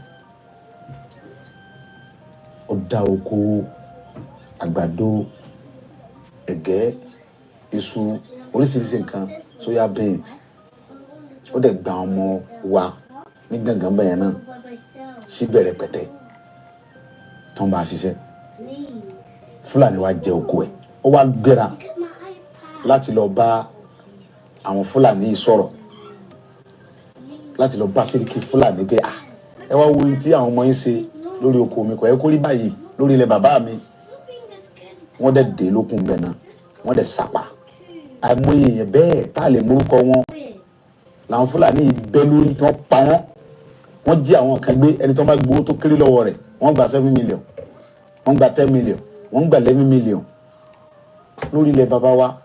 Ọ̀rọ̀ yìí dùn mí ó bà mí lọ́kàn jẹ́ gan pé tá a bá torí pé tó Ọlọ́run gbà fáwa àwa ará àwọn ọmọ tí tẹ̀lé wa tó ń ṣààbò fún wa àwọn tí ọ̀lẹ́ni tí ó tẹ̀lé wọn ń kọ́ ìdí nìyí tó mú mi lọ síbẹ̀ yẹn ìgbà tí mo dẹ̀ débẹ̀ ohun tí mo lọ fún ni pé láti lọ bá pé ṣé gbóhùn tí ń ṣẹlẹ̀ yìí lórí ilẹ̀ wa sọ da ẹ ti ń gbé pẹ̀lú wa adẹ̀fàyè gba yín àbáyín jà àṣe nǹkan jàǹbá fún yín. Ọ̀rọ̀ yìí ni mò ń bá Sẹ́ríkì sọ̀rọ̀ làwọn ọmọ rẹ̀ yí ọmọ sí mi mo gba ìbọn yẹn lọ́wọ́ ìkan yọ àké àgbà ìkejì tún yọ ìbọn mi ìyẹn tiẹ̀ yìí ẹni bá wọnú fídíò yẹn tó ra fídíò wọn ó yin ìbọn yẹn sí mi. Now kí n tó lọ́bọ̀ yẹn mọ́ lọ́wọ́.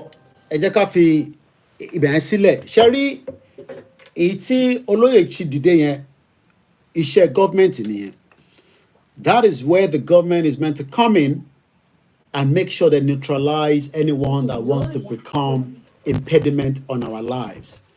America don't joke with anybody to face that problem.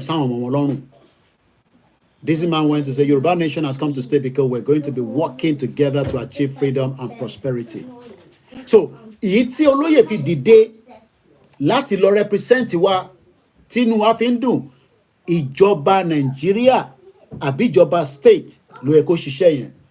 But because we don't have the government in place to do that, into fi wọ́n lóye dìde nìyẹn. Mo kí brother mi Abiodun George, mo kí bàbá wa Dohomo Usu, mo dẹ̀ kí bàbá Shitu Omawumi. And that is the reason why we are grateful to Oloye, because he stood when àwọn tó jẹ́ kó dúró fún wa. So now tá bá lọ wo àwọn videos tí à ń gbọ́ of recent One was sent to me. I'm going to play it now. I don't know whether it's the current one or it's been the old one. But Bubu Balan Sokwe security. We hope that our state governors will do whatever they have to do in terms of security. Ẹ jẹ́ ká gbọ́ fídíò yìí díẹ̀. And I'm sure most of us have seen the video one way or the other. So we're just gonna move. Kako gbọ́ ntí ìyá Ife sọ briefly. Information about me share dan. Ẹ share pátápátá kẹjọ. Kẹ bá ṣe ń wọlé mo fi títóbi Ọlọ́run bá bẹ̀yìn. Ẹ máa bá mi share. Ẹ share. Ìṣẹ́jú péréte ni mo ní láti lò ń bí. Torí pé àsìkò tí mo fi kàn lọ gba yọ̀ǹda láti lọ dá omi mu. Láti lè ẹgbóhùn sókè àti gbogbo tẹ́ ń sọ ẹgbà gbóhùn sókè ní kíá lẹ́nu iṣẹ́ òní mo ní àṣírí tí mo fẹ́ bẹ́ fún gbogbo èèyàn kíákíá bó ṣe ọṣẹ́ tí wọ́n ṣe ní Ọ̀wọ̀ Ayọ̀mí kún shout out to you. mo wà lára lẹ́kọ̀ọ́ ẹ jọ̀ọ́ nítorí títóbi Ọlọ́run mo bẹ̀ yín ẹ̀yin ọmọ ìyá mi gbogbo ibi tẹ́ bá wà káàkiri àgbáyé tẹ́ ẹ jẹ́ lédè mi tẹ́ ẹ jẹ́ ẹni tó jẹ́ pé èdè kan náà lájọ ń sọ ìwọṣọ wa bákan náà ni ìsọ̀rọ̀ wa bákan náà ni ìrísí wa bákan náà ni àárín inú igbó à ń jẹ inú igbó àárín lóru à ń ṣèkà lóru ẹ tó bá dáa fún wa máa ń dá sí ẹjọ́ tẹ́ bá ti wọlé máa bá mi pín kíákíá mi ò ní àsìkò mo ní àṣírí tí mo fẹ́ sọ nípa Buhari Estate tó wà ní Àgémowó ní Èkó lóhun ní ọ̀nà Badagry Expressway gbogbo èèyàn tó bá wà ń bẹ̀ pátápátá ibẹ̀ ni wọ́n kó ammunition sí o ibẹ̀ ni wọ́n kó ohun ìjà elérò tí wọ́n fẹ́ fi gbogbo ìbọn ní nǹkan kan tó fẹ́ fi ṣe gbogbo èèyàn lọ́ṣẹ́ tí wọ́n fẹ́ dá wàhálà alẹ̀ kán ba Èkó jẹ́ torí inú ń bí wọn pé wọ́n fẹ́ fa wàhálà bẹ̀rẹ̀ láti anytime from now ẹjọ́ bẹ́ẹ̀ bá ṣe wọlé ẹ má bá mi pín ẹjọ́ èèyàn tó. Some of us have listened to that video. My own is the state governors should beef up the security and protect many of our people within the Southwest. As I'm going to be winding down this particular afternoon section, because it's already an hour, 28 minutes. We have not done our full broadcasts in a short while, but hopefully we'll catch up and be doing that. But one thing is, we will make sure that on this platform, our focus remain the same, self-determination. But I don't want us to keep that mind, Tori Fulani, to Walepa Wabawala Sefikuru Nigeria. No. There is so many reasons, and one of the major reasons is the identity theft. Moki Baba Shokoto, Moki Baba John Ogundele, Egbomi Peter Oladele, Moki Yakusha Takuntaku, Moki wa security brothers and sisters as well. Nile Atiloko, Moki Mr. Bas Sahid. I'm just appreciating some of you because I'm winding down right now because I have to look after, the little ones and some other things that needs to be done so that I'm not using my own to disturb them. Moki Truth and Questions. Moki Bishop Adeshina for joining us. Ganiolo Ede Moki. Moki Yamilen Konsi. Moki Baba Professor Adebanji Akitoye, the oracle of our time. Safety domain, our number one priority is the preservation of our identity so that we can realize our potential and take our place in the global affairs. That should be our main priority. Sherry, all other issues tí gbogbo àwọn ọmọ Yorùbá tá máa ń discuss around the world. Àtẹni tó ṣì wà nínú Nàìjíríà, àkọ́kọ́ gbọ́dọ̀ preserve who we are. But interlefi preserve ni pé ká pull out. Mo kí Mr. Idris. Mo kí gbogbo àwọn GR1. Mo kí our Grace Olúṣòótọ́ Ẹ̀kọ́ Aráfẹ́rakù. Mo kí grandma àwọn family tí ọmọ ṣaláìsí going to Nigeria ní Bodija. Ẹ̀gbọ́n mi Ṣẹ́gun, I know you've been very busy, but I know you're with us in spirit, and I know many of you listen to my repeat broadcast. Ẹ̀yin tẹ́ bàbá wa ní live.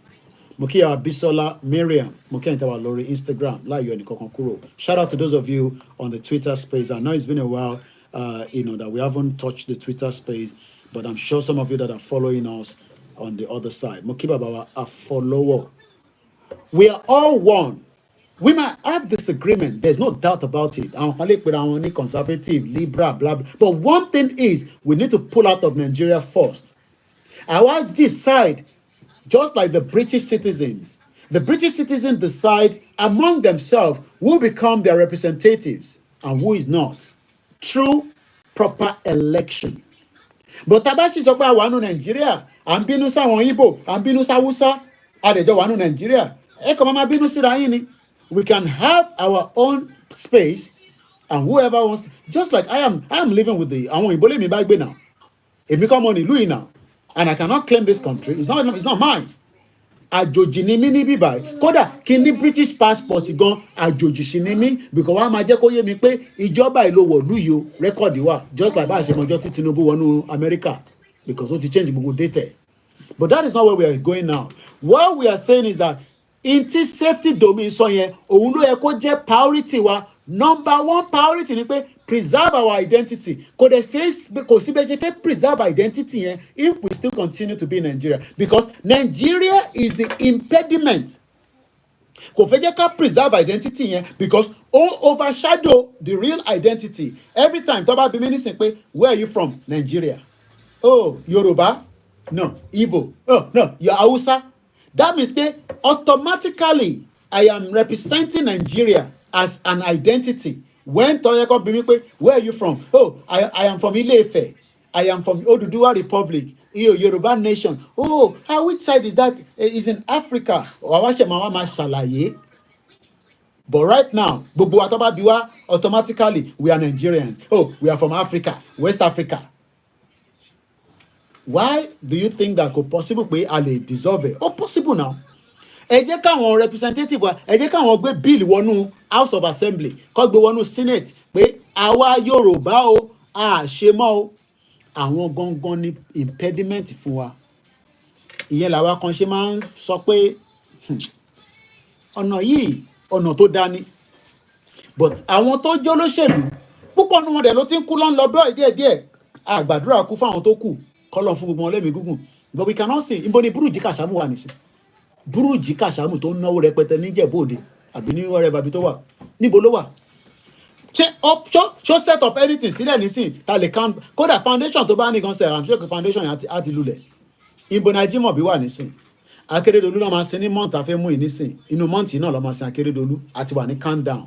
I think his burial is coincident pẹ̀lú ti burial ìyàwó Olóyè Ìgbòho màmá wọn tó kú tá máa sin ní 23rd and 20. Dẹ̀ gbogbo ẹni tẹ́ ń béèrè pé ẹ̀ ń gbọ́ another video kan tí sister wa commercial Sherry commercial kò gbọ́dọ̀ kú. Let me put this out to us. She doesn't come out without Oloye telling her to do so. Just like I will not come out without Oloye telling us to do so. She's one of the planning committee. Èmi ò sí lára member planning committee òkú. Àwọn tó jẹ́ planning committee, they will also be coming out and be giving us updates. I know some of you have said, ẹ ti ń give itinerary Olóyè. Tá bá give itinerary síta, a sọ fún yín pé yẹn la máa lò. We can say whatever we want to say. In tó bá wọn ìjọba àti àwọn tó fẹ́ prepare evil wọn, oníkọ́ máa lọ prepare. But whether they like it or not, òkú yẹn máa wọlé. Ó dẹ̀ máa di sísin nínú oṣù yìí. Àti wà nínú oṣù yẹn báyìí, èdè ni first. So gbogbo yẹn tẹ́ ń wà concern pẹ̀lú Olóyè, ọ̀run yabọ̀ ni. Gbogbo yẹn fọkàn yín balẹ̀, ọ̀run yabọ̀ ni. Ṣé ọmọ apá gbogbo aníjọ́ yẹn ni pé torí a fẹ́ wá sí òkú ṣáṣápá fẹ́ wá jà ní. Ṣé bókù la fẹ́ wá sí? Kò dẹ̀ ń sọ̀rọ̀ Yorùbá nation là ń gbé bọ̀, òkú la fẹ́ wá sí but ìyá Yorùbá nation là ń bọ̀ wá sí. So gbogbo yẹn tẹ́ ń bẹ̀rù, tẹ́ ń pè wá lẹ́yìn, tẹ́ ń fún wa ní ẹ̀yin gan fúnra wa ẹ̀ fún wa ní concern tí kò necessary. And I've said it bí gbàtẹ́ pa ti mọ̀ náà ni mo fẹ́ kí ni kankan ríran kankan ẹ má ríran. Ẹni tó bá ríran ẹbí Ọlọ́run fúnran yẹn ẹ fi ọ̀ràn ríran sílẹ̀. I'm not gonna here to watch down ẹni tó ríran. But à ń bọ̀ lé ni mo sọ kò dẹ̀ sí nǹkan tó máa yà tó máa change ẹ̀. Ọ̀run yabọ̀ ni ní tó bá fi ṣẹlẹ̀ ní kó ṣẹlẹ̀. Gbogbo pé ẹ̀ ń dẹ́rùbà wá yẹn àwa kọ́ là ń dẹ́rùbà yín. Wọ́n wọlé nísìn wọ́n pa ọba ṣé mọ̀ pé òyìn kan send message sí mi nísìn wọ́n ti ń rèétí ẹ̀yin tẹ̀ máa ń pa mí ṣá. Máa end the program in 10 minutes tó bá ti di 5 lọ́dọ̀ wa. Èmi ní mò ń raise owó fún crowdfunding àbí GoFundMe ni mò ń ṣe. Mo ní ẹ dáwó fún mi. Láti jọ́ tí mo ti ní ká dáwó nísìn ṣé mọ̀ fáwọn èèyàn dáwó. Bí àyàn bíi mélòó kan ti bá lọ sí page yẹn nísìn amọ̀ye èèyàn tó dáwó. Raise £1,000 lórí ẹ̀. Wọ́n wá ń raise owó fún àwọn ọmọ tó kó lọ. Ṣe rí pé Nigeria is our mo ń try láti ṣọ́rọ̀ sọ especially pẹ̀lú incident Èkìtì yẹn because ó wà touching especially pa àwọn ọmọ kéékèèké I mean, there's nothing wrong in that. But show what that can raise owó, ká máa náà raise 100 million. Àwa lọ set up crowdfunding, ká máa dáwó síbẹ̀. A fẹ́ fi gba àwọn èèyàn sílẹ̀. So tó bá ti tọ́ wọn kan náà lọ, a tún dáwó fún wọn. Àwa wá ń dáwó fáwọn criminals. Èmi dẹ̀ ní kẹ́ dáwó fáwa. Ká tètè enlighten àwọn tó wà lẹ́kìtì. Ká ṣiṣẹ́ pẹ̀lú àwọn bàbá lẹ́kìtì. Ká ṣiṣẹ́ pẹ̀lú àwọn tíìmù wa tó wà níbẹ̀. Pẹ̀lú àwọn other Yorùbás. Láti lè jẹ́ kí wọ́n ní understanding pé àbá APC jà. Àmọ́ irú ìyá tó sọ pé APC ni ọba yẹn ní kó dìbò fún ọ. Yes. Ọba lè sọ pé kó dìbò, but èmi lè sọ fún ìyá yẹn pé bí ọba yẹn kò ní understanding pé àwọn olóṣèlú ẹ̀ kó máa gbàṣẹ lábẹ́ ọba. Bí Àgàgù ṣe sọ. Ṣé nílùú yìí olóṣèlú ló ń dictate fún ọba ìlú yìí? Wọ́n ò ní understanding ni. Reason táwa ṣe máa wá lọ bá àwọn ìyá yẹn, àwa ṣe àlàyé explanation fún wọn. But right now, àwa tún dáwó terrorist. Ṣe rí pé nǹkan kan ti ṣe wá. Kódà former minister for kíni ẹ̀tẹ̀ ń jẹ́ Isa Patami, ṣe mọ̀ pé náà rẹ̀ òun ló dá 50 million tó gbé fáwọn terrorist tó fi gba àwọn tó jí l'Àbújá. Àwa ń dáwó fáwọn yẹn, àwọn yẹn wá ní more weapon, wọ́n wá very powerful. Àwa dẹ̀ wà lórí bíbá nísìn, àníkẹ́ dáwó, ẹ̀ ní dáwó, ẹ̀ sọ pé ẹ̀ lówó lọ́wọ́, no problem. Èmi kọ́ mọ̀ pé gbogbo wọn ta máa lò nígbà tó bá di orí M1. Kò dẹ̀ sí pé àníbọ́ sórí M1 yẹn, kò sí bàbá ńlá ẹni tó lè sọ bẹ́ẹ̀ ni mo sọ. Pé ọ̀rọ̀ M1 yẹn ò ní wáyé, pé a fẹ́ fi lọ. Èmi ti sọ, ó máa wáyé. Ìgbà tó fẹ́ wáyé láì tí mọ̀. Nǹkan kan dẹ̀ ló máa trigger. Ó lè jẹ́ ọ̀rọ̀ Nàìjíríà economy, ó lè jẹ́ nǹkan kan ni, ó lè jẹ́ pé nǹkan mi táàtẹ̀ expect ló máa jẹ́ kó trigger. So pé àníbọ́ sórí M1 yẹn, ó ti tán. And you saw that already. So ọ̀rọ̀ pé kò ní bọ́ sórí M1 yẹn, we are all joking. Ó máa bọ́ sórí M1. Ìgbà tó fẹ́ dé làmọ̀ ni. Mo kí gbogbo alẹ́ nǹkan sí. I hope I've mentioned everybody. Mo kí bàbá wa Saheed Jimoh, ìyá mi Bọ́ládé, mo kí yín. Ẹ máa tọ́jú owó yín dáadáa, no problem. Tó bá yá àtolówó, ẹ̀yin kọ́ ni mo bá wí nísìnyí o. Ṣé ráwọn olówó wa ẹ̀ ń tọ́wọ́ owó pamọ́? Ẹ̀ ń tọ́jú owó yín pamọ́? Ẹ̀ túbọ̀ tọ́jú ẹ̀ pamọ́. Nígbà tí ṣé United Nations ní terrorist bomb ní Abuja níjọ́ òní, ẹ jẹ́ kó bomb Central Bank nísìn, ìyẹn ní Tinubu ọmọ lódò ọdẹ, ìyẹn ti ya gbọ́n tiẹ̀, òyà ní kó bá wọn move CBN wá sí Èkó, tí ó bá tẹ̀ bomb Abuja kóun lè mọ̀ pé ti tèkó ṣì ń operate. Mo ti sọ fún Tinubu pé security ẹ̀yin tẹ́ bá mọ̀, èmi ò mọ̀, and I don't need to know him, but àwọn kan ń gbọ́ wa tí ẹ mọ̀ wọ́n dáadáa, ẹ sọ fún pé mo ní military ilẹ̀ Nàìjíríà nísìn kó divide sọ́nà mẹ́ta àbọ̀nà mẹ́rin, kó díẹ̀ wá sísàlẹ̀ sọ́dọ̀ tiwa. Gbogbo barracks wa tán ní kò sí kankan níbẹ̀, ẹ jẹ́ kó kó nǹkan síbẹ̀, helicopter ni, fighter jet ni, tàbá ní méjì, kó fún àwa lẹ́yọ kan, kó gbé ẹyọ kan sókè, kódà tó bá di wàhálà àwa náà lè rí nǹkan ta lè fi defend ara. Ìyẹn táwọn olóṣèlú àti àwọn àtàwọn ọba bá sọ pé àwọn ò fẹ́ bẹ́ẹ̀.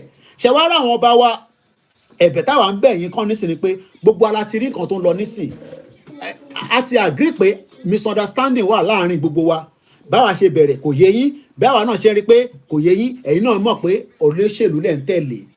Gbogbo yín ti tẹ̀lé Tinubu nísìn, gbogbo èèyàn ọba pátá yàtọ̀ sí bí ọba bí méjì mẹ́ta kan, gbogbo ilẹ̀ endorse Tinubu pátá, ó ti wà níbẹ̀ nísìn. Ẹ sọ fún Tinubu pé kó jẹ́ òun ló máa jẹ́ the last president tá máa rí ní Nàìjíríà. Tó bá lọ rí bẹ́ẹ̀, èmi ò ní fẹ́ nú mi sàn kankan, but n tí gbogbo wa máa ṣe abẹ́kùn wa ló wà. Mo máa ń ká àwọn kọ́mẹ̀ntì yìí, hey shut up, ẹnu ló ní bí àjàkàrà, no problem. Ẹnu náà mo ní bí àjàkàrà, jẹ́ n kọ́kọ́ fi ẹnu yẹn kí n fi kọ́kọ́ destroy Nàìjíríà. Sórí ẹnu mi yẹn màá kọ́kọ́ fi destroy Nàìjíríà, torí pé ìyá máa jẹ ṣé gèsè lára. Kí a tó wọnú ọdún yìí pátápátá by December 4,000 naira lẹ́ máa ra dọ́là láṣẹ̀dùmarè ni mo sọ, ìyá máa jẹ gbogbo wa. Èmi náà ní family níbẹ̀. Tó bá béèrè 20,000 máa fún wọn ní 5,000. Kọ́ọ̀ tó wọlé lẹ́ǹkan nísìn family mi ni owó lọ́ fẹ́ gbèrè lọ́wọ́ mi. Tí bá ní tí n bá ní àlùbáríkà, gbogbo epo máa wọ́n, gbogbo ẹ̀ máa wọ́n, àwa kó gbogbo aṣojú títì, gbogbo àwa bọ́ sójú títì, àwa shut it down completely. Bó ṣe máa rí nìyẹn. Ẹni pé ní play, gbogbo wa la máa jẹ breakfast. Ṣé wá lẹ́yìn olówó, ẹ̀yin máa tètè sá lọ, wọ̀ púpọ̀ nu yóò ní sá lọ. Gbogbo alájọ máa wà nínú Nàìjíríà. Olówó tó bá ká mọ́ Nàìjíríà, tó bá ká Davido mọ́ Nàìjíríà jọ máa wà ń bẹ̀ ni kò ní gbé flight ẹ̀ jáde ni mo sọ wà láìta láìsí mọ́bìlà ìlàsí lárúwà tásìkò yẹn bá tó jẹ́ẹ̀tì Davido ní fly kò ní sí jẹ́ẹ̀tì kankan tó máa kúrò láàrin Èkó jẹ́ẹ̀tì yín a máa make sure pé a lọ́kẹ̀ mọ́lẹ̀ ẹ̀ ní gbé jáde torí à ń pariwo nísìnyí òyìnbó wá ṣeré ní London ẹ̀yin à ń sọ fún yín pé Nàìjíríà ò ṣiṣẹ́ torí pé ẹ̀yin wà okay ẹ̀ ń sọ fún wa pé kò sí problem gbogbo apáta ló máa affect when that time comes ó lè jẹ́ ọdún kan ó lè jẹ́ ọdún méjì but ọ̀rọ̀ tá à ń fà ó máa di ìyí tí Sowore sọ yẹn gbogbo ẹ̀ ló máa ṣẹlẹ̀ àtàwa self determination àti revolution gbogbo wa sì máa join hand together a máa shut Nigeria down ni mo sọ ìgbà tó máa wáyé láì tí mọ̀ wà láìta láìsímọ́ bí láìláìsílá hùwà ẹ sọ pé dọ́là ń pa àwọn ò kì í ṣe àwọn Afẹ́nifẹ́re àwọn bàbá yẹn ti gbìyànjú tiwọn they have done their best we are praying for them kọ́lọ̀ ń lọ́rọ̀ ẹ̀mí bàbá wa kó túbọ̀ pẹ́ fún wa bàbá yẹn ò tí ì lọ nísìnyí o bàbá Adébánjọ ẹ máa pẹ́ fún wa kò síkú kankan Ìbà Gani Adams ẹ túbọ̀ máa bá wa múra sílẹ̀ gbogbo àwọn ọmọ OPC gbogbo wa máa di one body àti Àgbẹ̀kọ̀yà àti OPC o àti díso àti yàtọ̀ gbogbo wa máa jẹ́ one body a máa shut down Nàìjíríà ìgbà yẹn láì tí mọ̀ ọmọ àlè tó bá wà láàrin wa tó bá sọ pé tó bá tó àsìkò yẹn tó bá kọjú ìjà sí wa ìwọ la máa kọ́kọ́ mú lọ wà láìtàlá ìsúnmọ́ bí láìláṣílá hùwà ìwọ la máa kọ́kọ́ mú lọ torí pé ìwọ ni impediment tó fẹ́ jẹ́ ká lọ àwọn òyìnbó lórí burúkú ni wọ́n bó ṣe ń fìyà jẹ wá níta bẹ́ẹ̀ ló ń fìyà jẹ yín nínú ilé àwa ń jápa à ń náwó rẹpẹtẹ à ń wá sí bíbà à ń wá sínú system tí kò ṣe tiwa Yorùbá nation tá gbé dání òun nìkan ni solution any other thing is not going to work mo kí gbogbo alẹ́ nǹkan sí mo kí ọmọdé mo kí gbogbo àwọn òrìṣà ẹ ṣé gan ẹ̀gbọ́n mi Ṣẹ́gun Ọ̀nà for the super chat and it comes with Yorùbá sovereign nation is the only meaningful solution and the destination ẹ bá wa pé Tinubu gbogbo tó bá fẹ́ ṣe nínú kun ẹ̀ kó má sọ síta kó gbé sábẹ́ kùn kó tètè execute ẹ̀ for me personally I don't believe him but fẹ́yìn tẹ́ believe ẹ̀ ni mo ṣe ń sọ̀rọ̀ bẹ́ẹ̀ yẹn I don't trust him and I don't believe him we will do whatever we need to do to free ourselves from the bondage and the shackle tí wọ́n kó wa sínú ẹ̀ Yorùbá máa bọ́ ìgbà tó máa jáde láì tí mọ̀ ó máa mú ìtàjẹ̀ sílẹ̀ díẹ̀ wá à ń bẹ Ọlọ́run pé kó máa pọ̀ ni ẹ lọ́ máa múra sílẹ̀ nígbà tó bá máa wáyé tó di pé tàbá di pé ó wẹ́ dé lẹ́mọ̀ máa ní ẹ àsọ fún yín everybody should go and prepare their mind torí pé this pain ó ti ń affect àwa kan ó ń affect wa seriously èmi ò mọ̀ nípa tẹlòmíì èmi sọ ti pé mi and I'm an independent media mo ń sọ tèmi ni o mo sọ tẹlòmíì ìtòlùkàlùkù bí Nàìjíríà ṣe ń ṣe sí ó yàtọ̀ ẹlòmíì rí jẹ lára government èmi ò rí jẹ lára government àwọn olówó wa tó dẹ̀ kọ́ support wa gbogbo yín dákẹ́ ẹ̀ ń wò wá lẹ́ràn ẹ̀ ṣe pé kò kàn yín Ọlọ́run jẹ́ kẹlẹ̀ ní ẹ fẹ́ sájáde nígbà yẹn àfi kẹ́yà wà lábroad nígbà tó bá ṣẹlẹ̀ torí ẹlòmíì nù yín àjọ máa wà nínú ẹ̀ ni nobody is going anywhere ó dẹ̀ easy láti shut down èyí tó kù agbèsábẹ́kùn mo kí gbogbo alẹ́ nǹkan sí o mo kí ẹ happy new month mo kí ẹ̀ ń tẹ́wà lórí mixlr tàbá tún lè jáde lálẹ́ fine tí bá ti lè jáde a jẹ́ pé ó tún di ọ̀la nìyẹn continue to love the program and share it and distribute it in accordance to wherever it needs to go bẹ́ẹ̀ ni M1 òun nìkan ni ọ̀nà àbáyọ láti lè tètè free ara wa tó bá dóde United Nations olórí burúkú ni United Nations olórí burúkú gbáà ni wọ́n bẹ́ẹ̀ ni mo sọ olórí burúkú institution ni torí pé wọ́n ń pa àwọn èèyàn over 30,000 ọmọ ló ti pa ní Palestine United Nations ní kankan ṣe sí o tẹ́ bá dúró de United Nations ẹ máa dúró títà ìdí kankan so bó ṣe jẹ́ nìyẹn have a very good afternoon enjoy the rest of the evening Yorùbá Nation no going back ní ọjọ́ mẹ́sàn-án lẹ́ni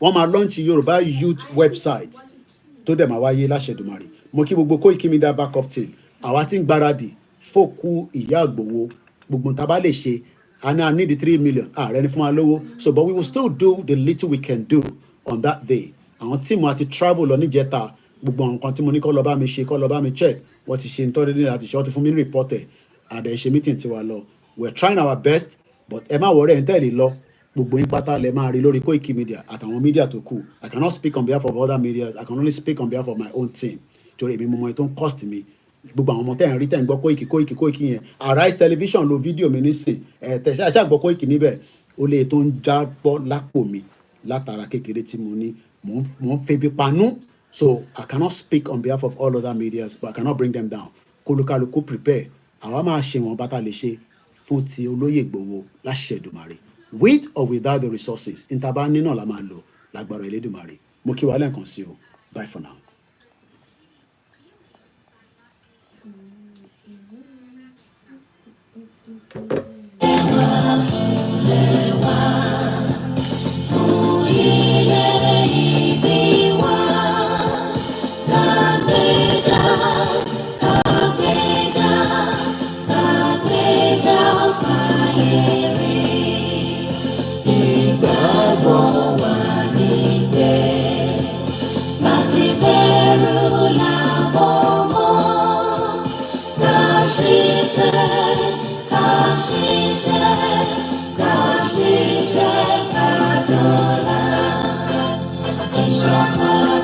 Òmìnira ní kẹ́ ká máa lépa, tẹ̀síwájú fọ̀pọ̀ ire àtòhun tó dára. Ọmọ Odùduwà, ọmọ Oòduà dìde, bọ́ sípò ẹ̀tọ́ rẹ. Ìwọ ni ìmọ́lẹ̀ ògo adúláwọ̀, àwa ni ìmọ́lẹ̀ ògo adúláwọ̀. Yorùbá nation, Yorùbá nation, Yorùbá nation. Now. Thank you so much. And as usual, this is where we end the program this afternoon. Enjoy the rest of the day. And as usual, we play these so that we can start closing the broadcast one at a time. Mo kí bàbá Tajudeen, who are World Unite for United Nations. Fẹ́ láti fi kọrin bẹ́ẹ̀ ni. Ẹ dẹ̀ sọ pé no revolution, no peace. Ẹ fún wa ní peace. Tẹ́ ẹ bá rí fún wa ní peace, ẹ̀yin gan ni ẹ̀ ní rí ìsinmi níta máa fojú yín rí lórí social media lójoojúmọ́, especially lórí platform wa. Èpè bí èpè lẹ́ máa gbà nígbà míì. Easy. Mo kí ẹ dáadáa. Bẹ́ẹ̀ ni èèyàn ti gbowó ṣá. Mo kí gbogbo ẹni tẹ́ ti gbaṣọ tó lóye kò gbowó. Ó dà wọ́n ní kò tẹ̀ ṣaṣọ mọ́ báyìí. Tó bá ti ráṣọ tó máa wọ̀ white wá. À ń bọ̀ ni mo sọ. Kò sí ẹni tó máa dá wa dúró. Ẹni máa kú, ẹni máa yè. Ohun lọ̀rọ̀ tó wà nílẹ̀ yìí. Ẹ̀yin dẹ̀ lẹ́ máa kú. Ẹ̀yin olórí burúkú politician tẹ́ kó wa sínú ìdààmú. Gbogbo yín pátá ẹ sáré nígbà tásìkò bá tó. Àsìkò yàn tí tó. Ẹ jẹ́ àkọ́kọ́ ṣànkú tọ́ná ká tó tú wọnú iṣẹ́ padà. Mo kí bàbá Akíntóyè o. Ẹ kú rọ̀jú. Ẹ kú àdúró tí ọmọ Yorùbá. Mo kí gbogbo ẹ̀yin bàbá tó kù náà. Bye for now.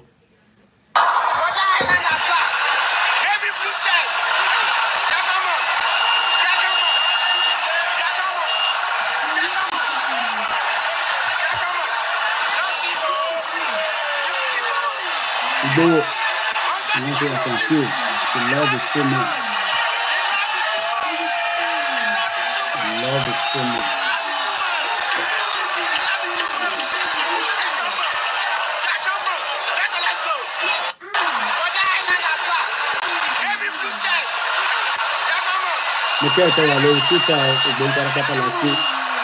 Thank you so much.